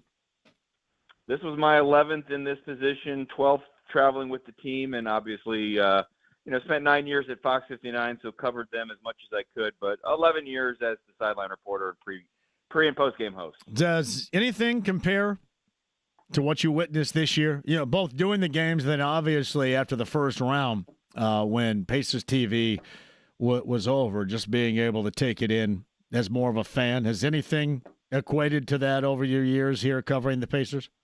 No, and I appreciate how much you've said over the last few weeks about how it was your favorite team of all time in any sport, and I would probably put them in that category. The parallel that I've made a few times, maybe a couple times on your show, and it's not the same because, when I covered the Butler Bulldogs that made those 2 runs into the national championship games, I was kind of the Fox 59 sort of beat reporter. I would probably go to 8 to 10 regular season games, and then also was with them for all of those tournament runs. But that's probably the closest comparison in terms of a group that I felt had that unique connection and that fantastic team chemistry, and also did something that was able to captivate not just their fans, but fans of all teams around the state of Indiana. And obviously what the Pacers did takes it to another level, because it's not just winning 5 games in, 1 month. It's winning 15 games, participating in 4 different best-of-7 series. But then if you even want to go back to early January, the sustained success that they had after, getting off to a little bit of a difficult start to the season. So this was definitely numero uno, number 1 in terms of a team that I've been able to be around and also watch, experience, have just a tremendous amount of success. Did you happen to listen at all to Bobby Marks yesterday when he was on the show? And I know it seemed a little bit early to go ahead and get started or embark on, what the Pacers are going to try to do here in the short term in preparation to be without Tyrese Halliburton. But it was kind of an interesting dialogue, I thought, back and forth on what I thought should happen. And, normally that's not agreed with from those that are much smarter than me. But Bobby Marks and I think we're on the same page as far as what he thinks the Pacers will be doing coming up this offseason, too. Yeah, I didn't hear everything that he had to say, but I do know what your opinion is. And, in the immediate aftermath, your mind can wander on Sunday night and Monday morning as to what might happen. And you hope that it wasn't the last time that you have seen most of this team together, although you acknowledge that, no teams are, same 15 year to year. I'm not sure that that's ever even happened in the NBA, but the Pacers were very close to that from last season to this season. And despite, the cruel and unfair injury to Tyrese Halliburton that has them sort of in a different spot to start next season, I'm on the same page as you, as thinking, why not just give these guys more opportunities, have someone else fill in a little bit. You might need to bring in some reinforcement or 2 for some, important minutes, but this team has earned the right, and it wasn't built for last season or this season specifically. It was built for a sustained run, and I don't think that run was meant that the 25-26 season was the end. So, I liked hearing, what I've heard a little bit of what Bobby Marks said to you and what your opinion is, and I'm optimistic that'll be the plan moving forward, but we'll just have to wait and see. So do I put too much trust in this core group? And listen, I don't have any visions of, being a 1 seed or anything like that, to be well over much more than competent competition in, again, huge question marks throughout the Eastern Conference this season. Is it just too much of a belief I have? Because I do think these guys can pick up some of that slack until Halliburton gets back, presumably the year after this. Well, one of the things that I was thinking about watching Andrew Nembhard, the start of his career, is that, at some point, maybe he would want to be, the primary point guard and not as much of a combo guard, although I think he fits that role perfectly with the Pacers, and I hope he never wears another uniform. But this is an opportunity for him to be the starting point guard and to have that, all-game responsibility, or every time that he's on the floor to be on the ball.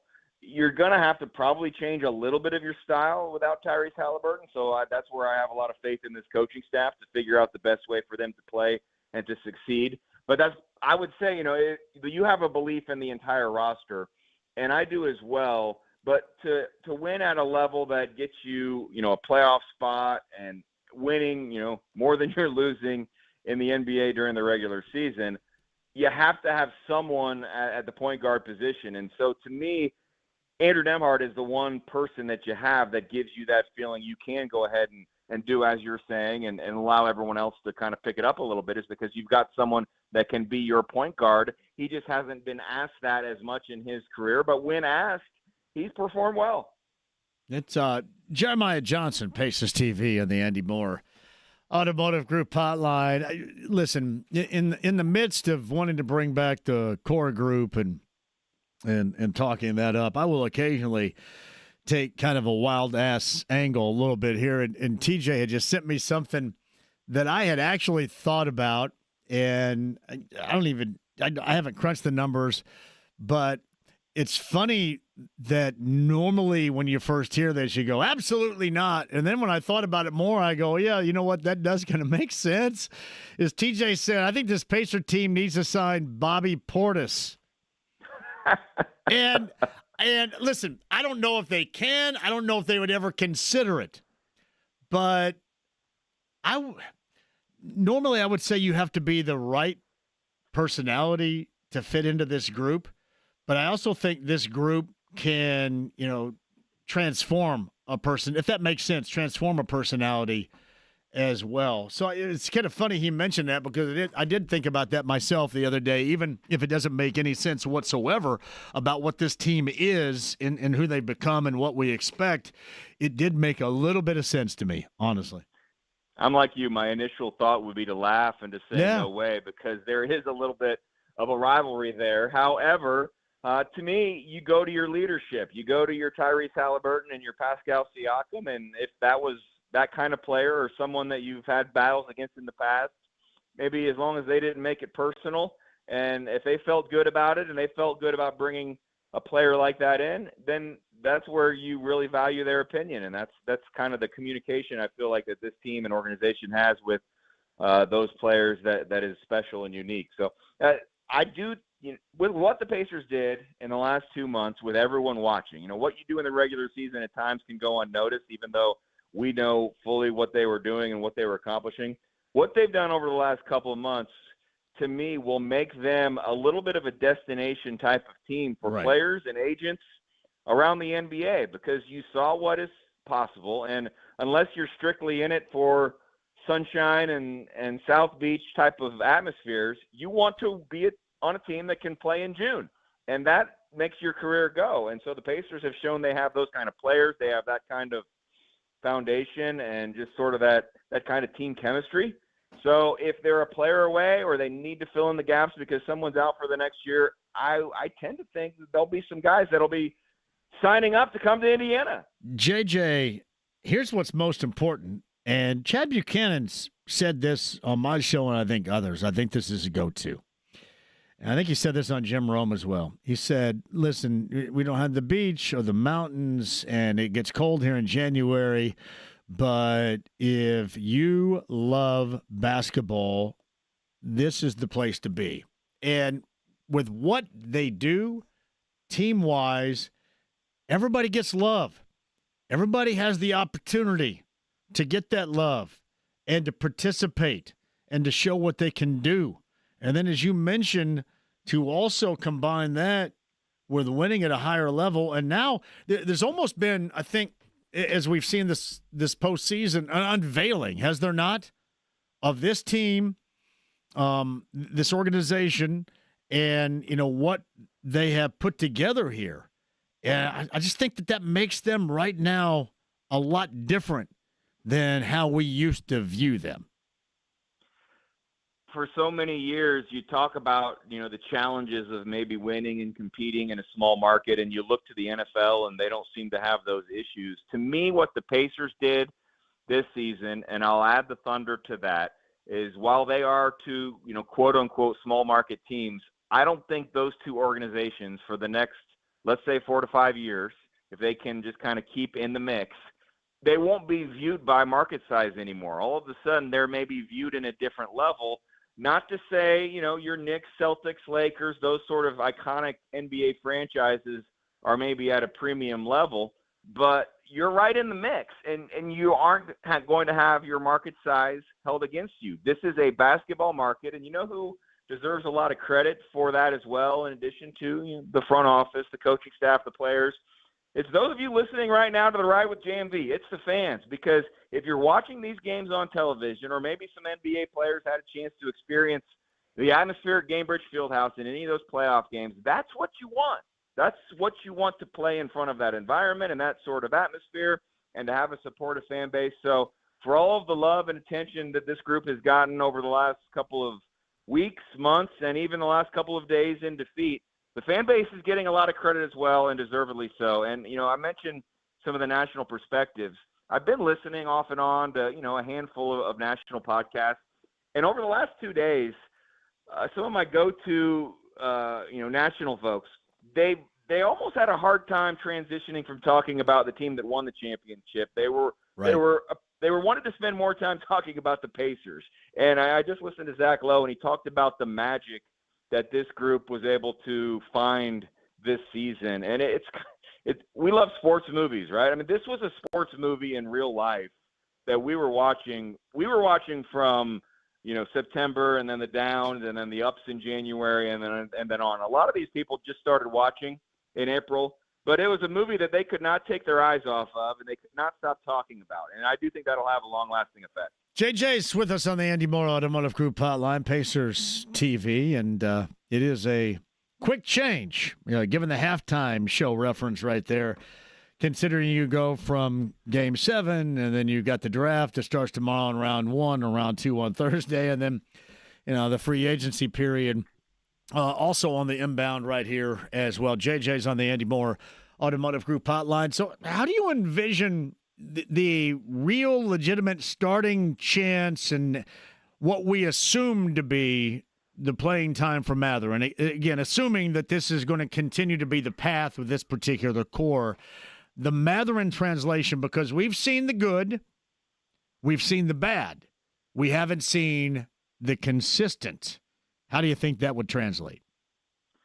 Yeah, it's a great question. It's the biggest probably question mark heading into the offseason and then into the fall. And the first thing I would say is you get through the draft and you get through free agency and you see what your roster looks like. But if there is no significant change in an all-star level guard added to the mix, then it would just seem natural that Andrew Nembhard's your point guard, and you're going to start with Benedict Mathurin in the backcourt, and you're going to let those two guys in that group figure it out and, go through the course of, at least half the season and see how they're able to adjust and see how he is able to adjust to that role. His potential is as high as anyone on this team, and the highs you mentioned, and it's just about the consistency. And more than that, it's probably just being able to play the style that fits with this roster. This is a unique team.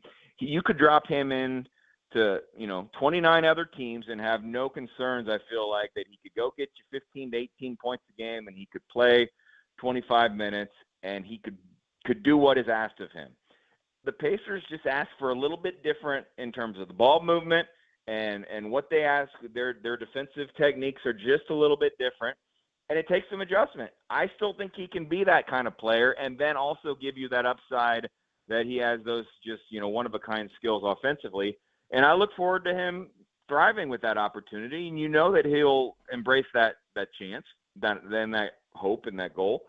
But stranger things have happened. I mean, I think they have a lot of options on the table, and he's someone that if you give him a starting opportunity and you see what happens, but I can't sit here right now in late June and say that's 100% the direction that they'll go. Yeah. Well, I mean, and again, we don't know, but just considering if they continue down this path for this upcoming season with their core, most of their core intact, Jarris Walker coming off an injury, I guess he's a free agent, but I'm assuming that he would be back is that of Isaiah Jackson. We haven't seen him since basically the start of the season. For the similar reason we're not going to see Tyrese Halliburton. For a similar reason we haven't seen James Wiseman as well. But have you had any indication on Isaiah Jackson and his looks? The thing I noticed in seeing him at games in the postseason, he looked a hell of a lot bigger. And what I mean by bigger is stronger. Anything you noticed about him? Yeah, I mean, just being around them on a more limited basis during the postseason, not there on an everyday basis and not doing the broadcasting, but even towards the end of the regular season, he was at the practices, he was traveling on the road, and then when I saw him in the gym, he was sprinting, and he looked really good.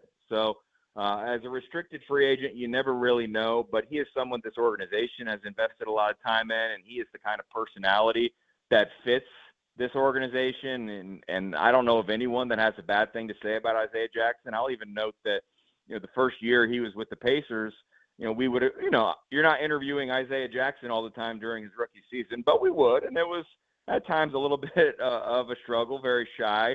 And over the next couple of seasons, I enjoyed talking to Isaiah Jackson, and I miss talking to him on a regular basis this season. So I think he's matured a lot. You're right, he's stronger. Yeah, I was looking at the calendar and the timeline. given when he got hurt, and you always say 8 to 9 months. I mean, it was almost 8 to 9 months when you got to June. I know it wasn't probably likely, but part of me was like, man, I wonder if one day the injury report's going to pop up and Isaiah Jackson is going to be questionable, because he was still taking up a spot on that roster. But nothing but positive reports on how he's progressing and how he might be available to start next season if he's a part of the mix. All right, how long is it going to take you to kind of dial things down after this season? Because it's weird. It really is weird, and I normally miss basketball anyway. I'm really going to miss it now.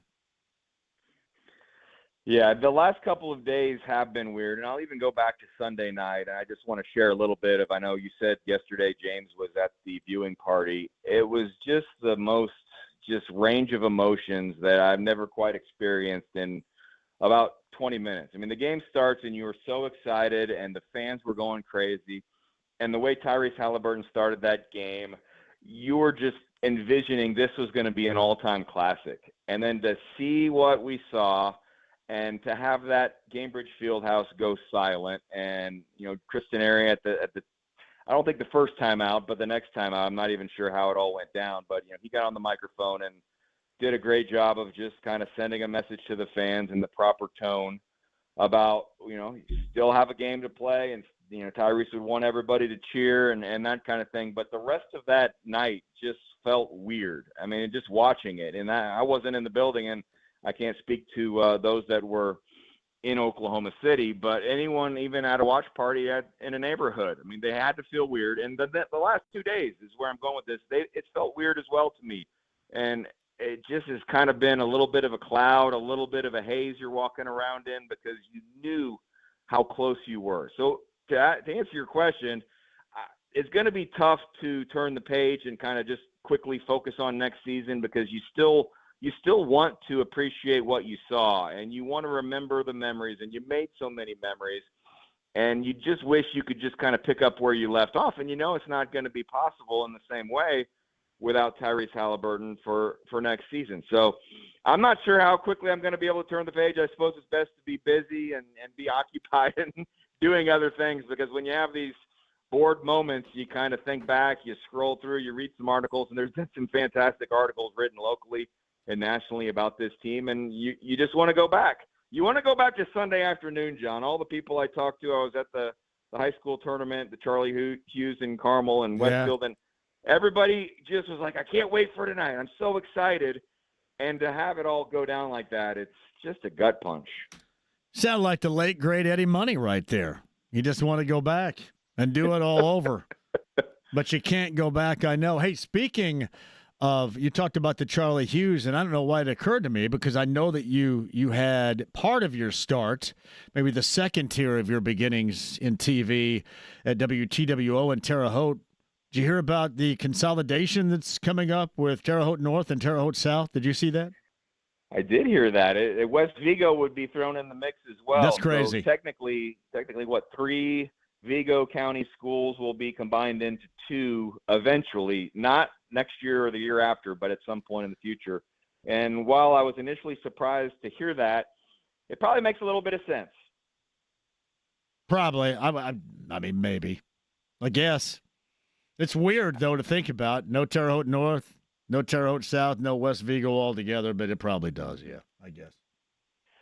When you consider some of if they're 4A schools, and just from an athletic perspective, what they have to compete against, they'd probably just as soon have another pool of students to pick from to try to compete. I didn't know how many kids they had in both high schools. I should say all 3 high schools. I knew West Vigo was much smaller than North and South, but it seems like a lot of kids in one spot now, though. But yeah, we'll see. And the other thing that you mentioned, I mean, if you're taking away those names and those mascots, that's quite a change. I used to tell the kids over there when we were working at WTWO that they got more coverage than any high school athletes in the state of Indiana, because WTWO or WTHI, when they were actually, a full-fledged TV station. Not a joke like it is now, yeah. Yeah, we were at every single Terre Haute North or Terre Haute South basketball game, girls basketball game, baseball game. If they played we were there shooting highlights, and I'll even take it to another level where we would cover the 5th grade city championship and put those highlights on television. So those kids, and if you missed a game, you had a few voicemails. Did you know Terre Haute South was playing over in Martinsville tonight and you didn't have highlights? And I said, yeah, I apologize. We were at the Indiana State game. So they got all kinds of coverage, and they're stars in the Wabash Valley. Shakamak was at North Knox and you guys weren't there? Did you get some Jasonville calls too? Yeah. Yeah, well, I won't say we made every North Knox game, probably about half of them. But if Terre Haute North or Terre Haute South were playing, there was highlights on the news that night. Yeah, man, Channel 10, WTHI. Holy crap, what a disaster that is. Lord have mercy. So what it once was and what it is now, unrecognizable. All right. Well, we'll cut loose with you sometime in the near future. We're probably going to have some stuff to talk about anyway, so I'm sure we'll double back here at a very significant date upcoming and see what's going on here in the offseason. But hellaciously awesome job, man. Thanks as always for joining us. I appreciate it, and I appreciate you having me on all season. And, you know, over the last 2 months, I wasn't on TV as much, but when I'd run into people, a lot of them would say that they heard our interviews on the radio. So I appreciate that. And, again, I do want to echo those sentiments that you said about this team and how much they were your favorite. They're my favorite, too, and they're a lot of people's favorites, and you just hope you can have many more of those moments in the years to come. Got to have more of those moments, too, when we're together with me and you and Chris Denary and Terry Denary taking shots before Game 6. We got to do that again, too. That's awesome. Exactly. All right, buddy. I appreciate you. All right. Thanks, John. You got it. It's Jeremiah Johnson on the Eddie Moore Automotive Group hotline. Thank you, J-Law, for that. J-Law says that Jim Kerr, lead singer of Simple Minds, stated that it was his first time in Indiana this past week. He definitely wants to come back. Well, hell to the yeah. All right, me and you the rest of the way. Harris Hoosier Park race of the day also coming up. Road trip on Thursday in Broad Ripple, and a return of a valued segment and a friend of the show on Friday. We shall explain. Don't go anywhere. It's 93.5, 107.5 The Fan.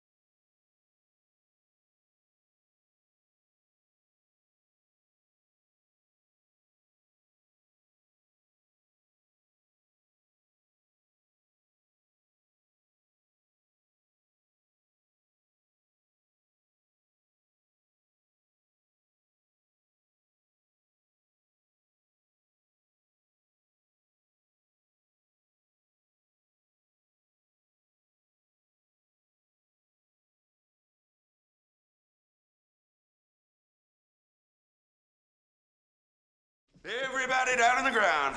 Well, which is it, young feller? You want I should freeze or get down on the ground? If I freeze, I can't rightly drop. And if I drop, I'm going to be in motion. You see? Shut up! Okay, then. 93.5 and 107.5. The Fan. Now, this is an 80s classic right here. Is that, what the hell is this group called? Jake Query called in the JMV Takeover once. Something about the moon or something? The song is The Hole of the Moon. The Hole of the Moon. Yeah. The band is The Waterboys. The Waterboys. Jake Query called into the JMV Takeover once upon a time and requested this song. You know, I actually sent this out on X a little bit earlier today. This goes back to June the 24th of 2007. And this was the account of NASCAR Man that sent this out earlier.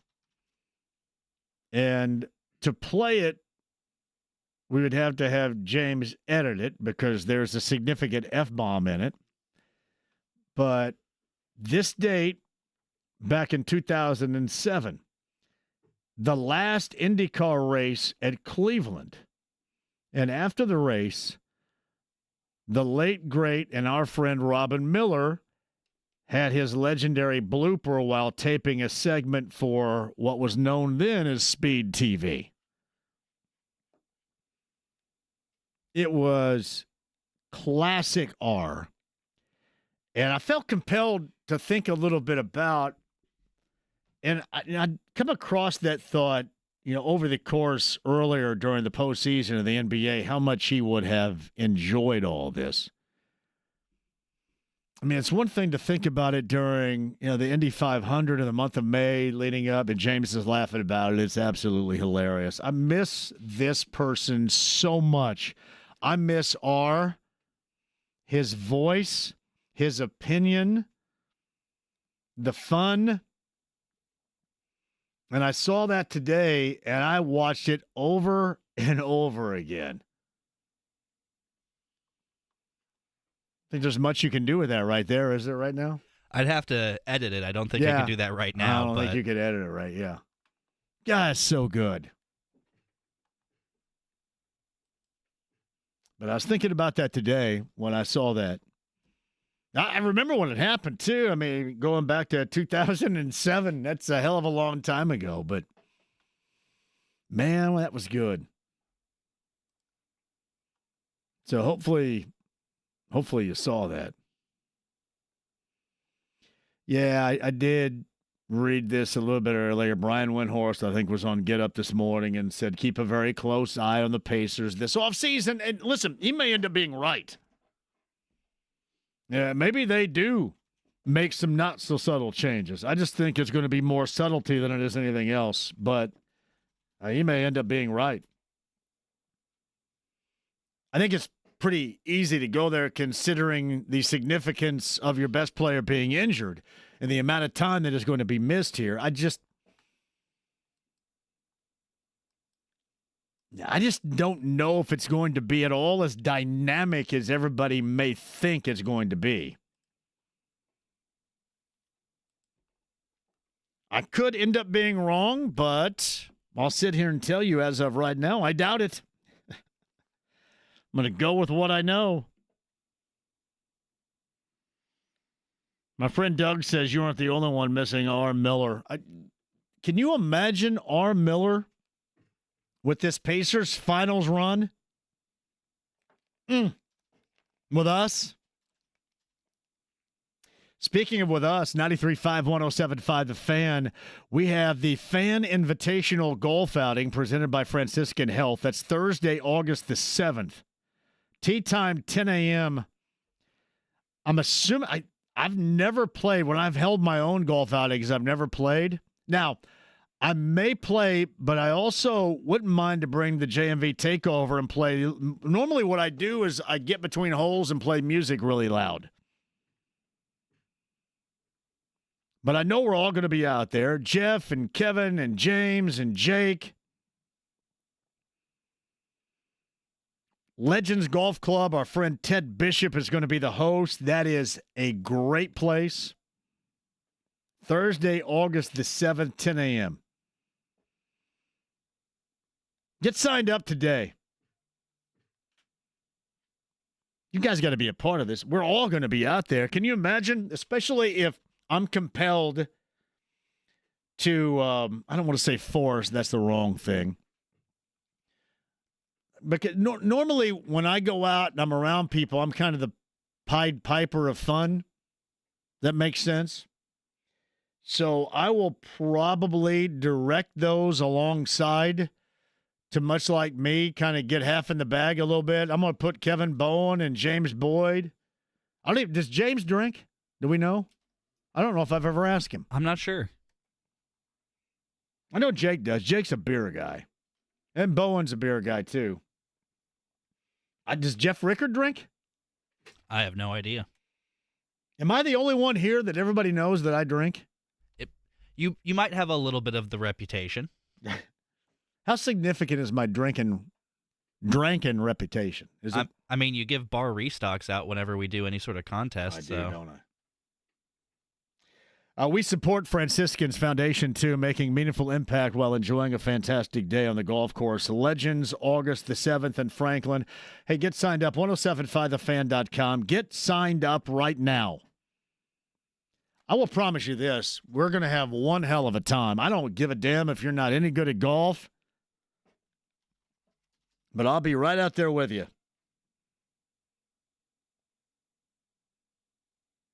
So Sean Collinsworth tells me that Boyd said this morning he's never – is this true? He has never drank? Not even once? Not even – like he's never been drunk. He's never drank at all. I think that's what it says right here. Wow. To each his own, but man, I feel that it's almost my destiny to change that up. I feel that that's my job. So, beyond just a great day of golf and a golf outing coming up August the 7th at the Legends in Franklin, how about me between holes, playing music, and then giving for the first time ever James Boyd shots? Sounds like a good time. Sounds like, yeah. Oh, wow. Shots? Not so you're just I'm just going from 0 to 60 right in the right deep here, end. buddy. Yeah. Excellent. Yeah, excellent. I think everybody the first time they drank, did you not get thrown in the deep end?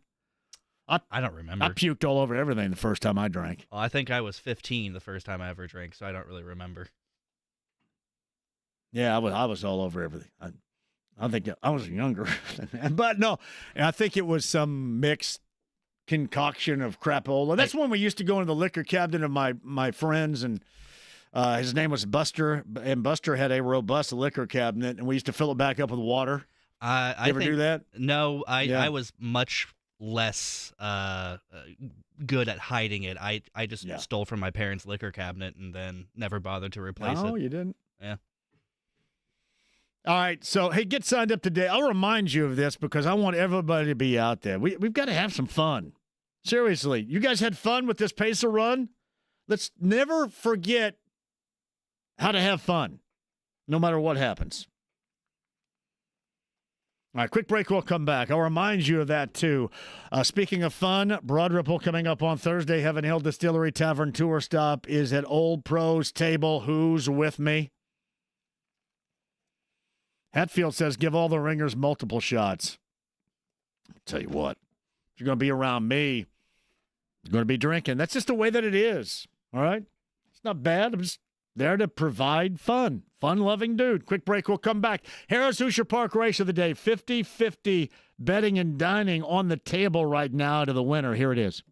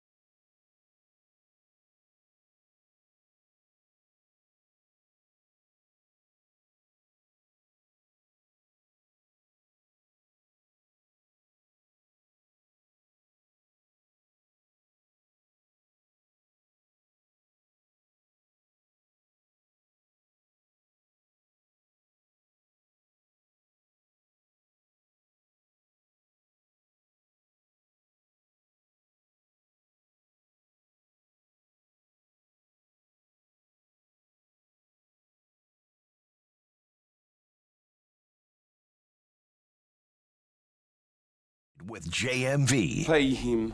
Pay that man his money. 93.5 and 107.5. The Fan. Harris Hoosier Park race of the day. Gary Hampton Jr. sounds like he's a NASCAR driver. Rock shines again. Paid $2.10 on a $2 bet. The $2 exacta went for $5. 50-cent trifecta was $4.75. So Gary Hampton Jr., not a NASCAR driver. 50-50 in betting and dining from Harris Hoosier Park Racing and Casino in Anderson. Tuesday through Friday, we do this. The winner gets 50 in 50. And standardbred horse racing now through November at Harris Hoosier Park Racing and Casino. That is in Anderson. We do it again tomorrow. Ellie De La Cruz had a big game last night for the Reds. They beat the Yankees. Game 2 of this series later on tonight. And the debut of Chase Burns, top prospect pitcher with the Reds later on this evening. Cincy 41 in 38. Meantime, yeah, I know. Cubs, Cardinals, St. Louis. Cubs 46 and 32. Cardinals 43 and 36. They're underway at 7:45. It'll be about 700 degrees in St. Louis tonight, probably. And then, of course, as I mentioned a little bit earlier, Nathaniel Finch has you covered. 9:45 with the pregame. Fever and Storm in Seattle. The one thing I love about the Storm, they kind of stir the echoes. It's not the same, like OKC wins the NBA championship. We know that. And OKC used to be the Seattle Supersonics. One of these days, the Sonics will be back in Seattle and get their 79 championship back, and it'll be Seattle once again. But the Storm do kind of stir the echoes a little bit because of the uniforms and such. But you get the Storm at 9 and 5. Yeah, the Fever at 6 and 7, and searching. And Caitlin Clark's searching for a jumper a little bit, too. Hopefully she finds it. 10 o'clock is that tip. 9:45 coverage with Nathaniel Finch, who's a great dude. Later on tonight here. That's on the Fan and not on 93 WIBC, right? On the Fan later on tonight. Well done. All right, 239-1070 is the number. Brian, welcome to the show. How are you? Hey, yo, JMV. Thanks for taking the call, man. You got it, buddy. Go ahead. Man, I just got to say, yeah. Man, I got to say, I can't tell you, going back 3 years ago, the team starts playing. I started telling people, hey, this team might have it. And, and they start going on a run. I had to go get that Bally's thing and start watching. Last year, though, they go on this run and make it to the Eastern Conference Final, and my mind's blown away. I know. I'm on the phone. No. But then we get into this year, I start telling my buddies, we got a chance at this. And I start telling people to start watching. And all of a sudden we make it. Well, no crap, getting to Game 7. Yeah. I'm like, win or lose, I'm good with this. This has been amazing. What an experience. It is easy. It's kind of easy to say beforehand, win or lose, I'm good with it. Because, listen, because you're still disappointed. I mean, it is still a massive disappointment. I feel like I lost a loved one, JMV. Man, I hate seeing Tyrese get hurt like that. Yeah, it stinks. I've just been trying to get through the past 2 days and start looking forward to the future. I'm telling you what, though, guys, forever badass with me around here for doing that. Yes, sir. Going at it as hard as you could. As they say, you lay that all on the line, and we saw the circumstances. But it was an awesome season. It was. Brian, anything else? I can't lie. Ben Matherin, love the guy. Straight up seen him play lights out. He's a straight killer. But, I don't know if that test has already been done. It's run its course. I'm not sure he can step up and be the man now. And then, even with the frustrations with Miles over the years, you got to run this thing back, bring everybody back and keep it going. And then hopefully we get Tyrese back in 2 years and do it again. Thank you, Brian, for the call. Appreciate that. Hey, Gemini AI told you what about a trade? Gemini had another trade proposal for the Pacers to get a starting point guard. the Pacers would send Benedict Mathurin and the 2026 first-round pick to the Wizards in exchange for Malcolm Brogdon. No, and then I'll go out here and jump out this window. We should just let Gemini run the team from here on out. God. Yeah. That's what you get with AI right there. Hey, great job. Thank you guys today. James, great job out of you as well. Mark Kestcher, Jeremiah Johnson, Greg Rakestraw, all on the show today. Podcast 1075thefan.com. The invitation is out with Bobby Marks, Tom Crean, and Eddie Gill from yesterday, too. Podcast 1075thefan.com. Fever tonight at 10 on The Fan. Nathaniel will get you there. We'll talk about that and more coming up on tomorrow's show at 3. Have a great night. Stay cool.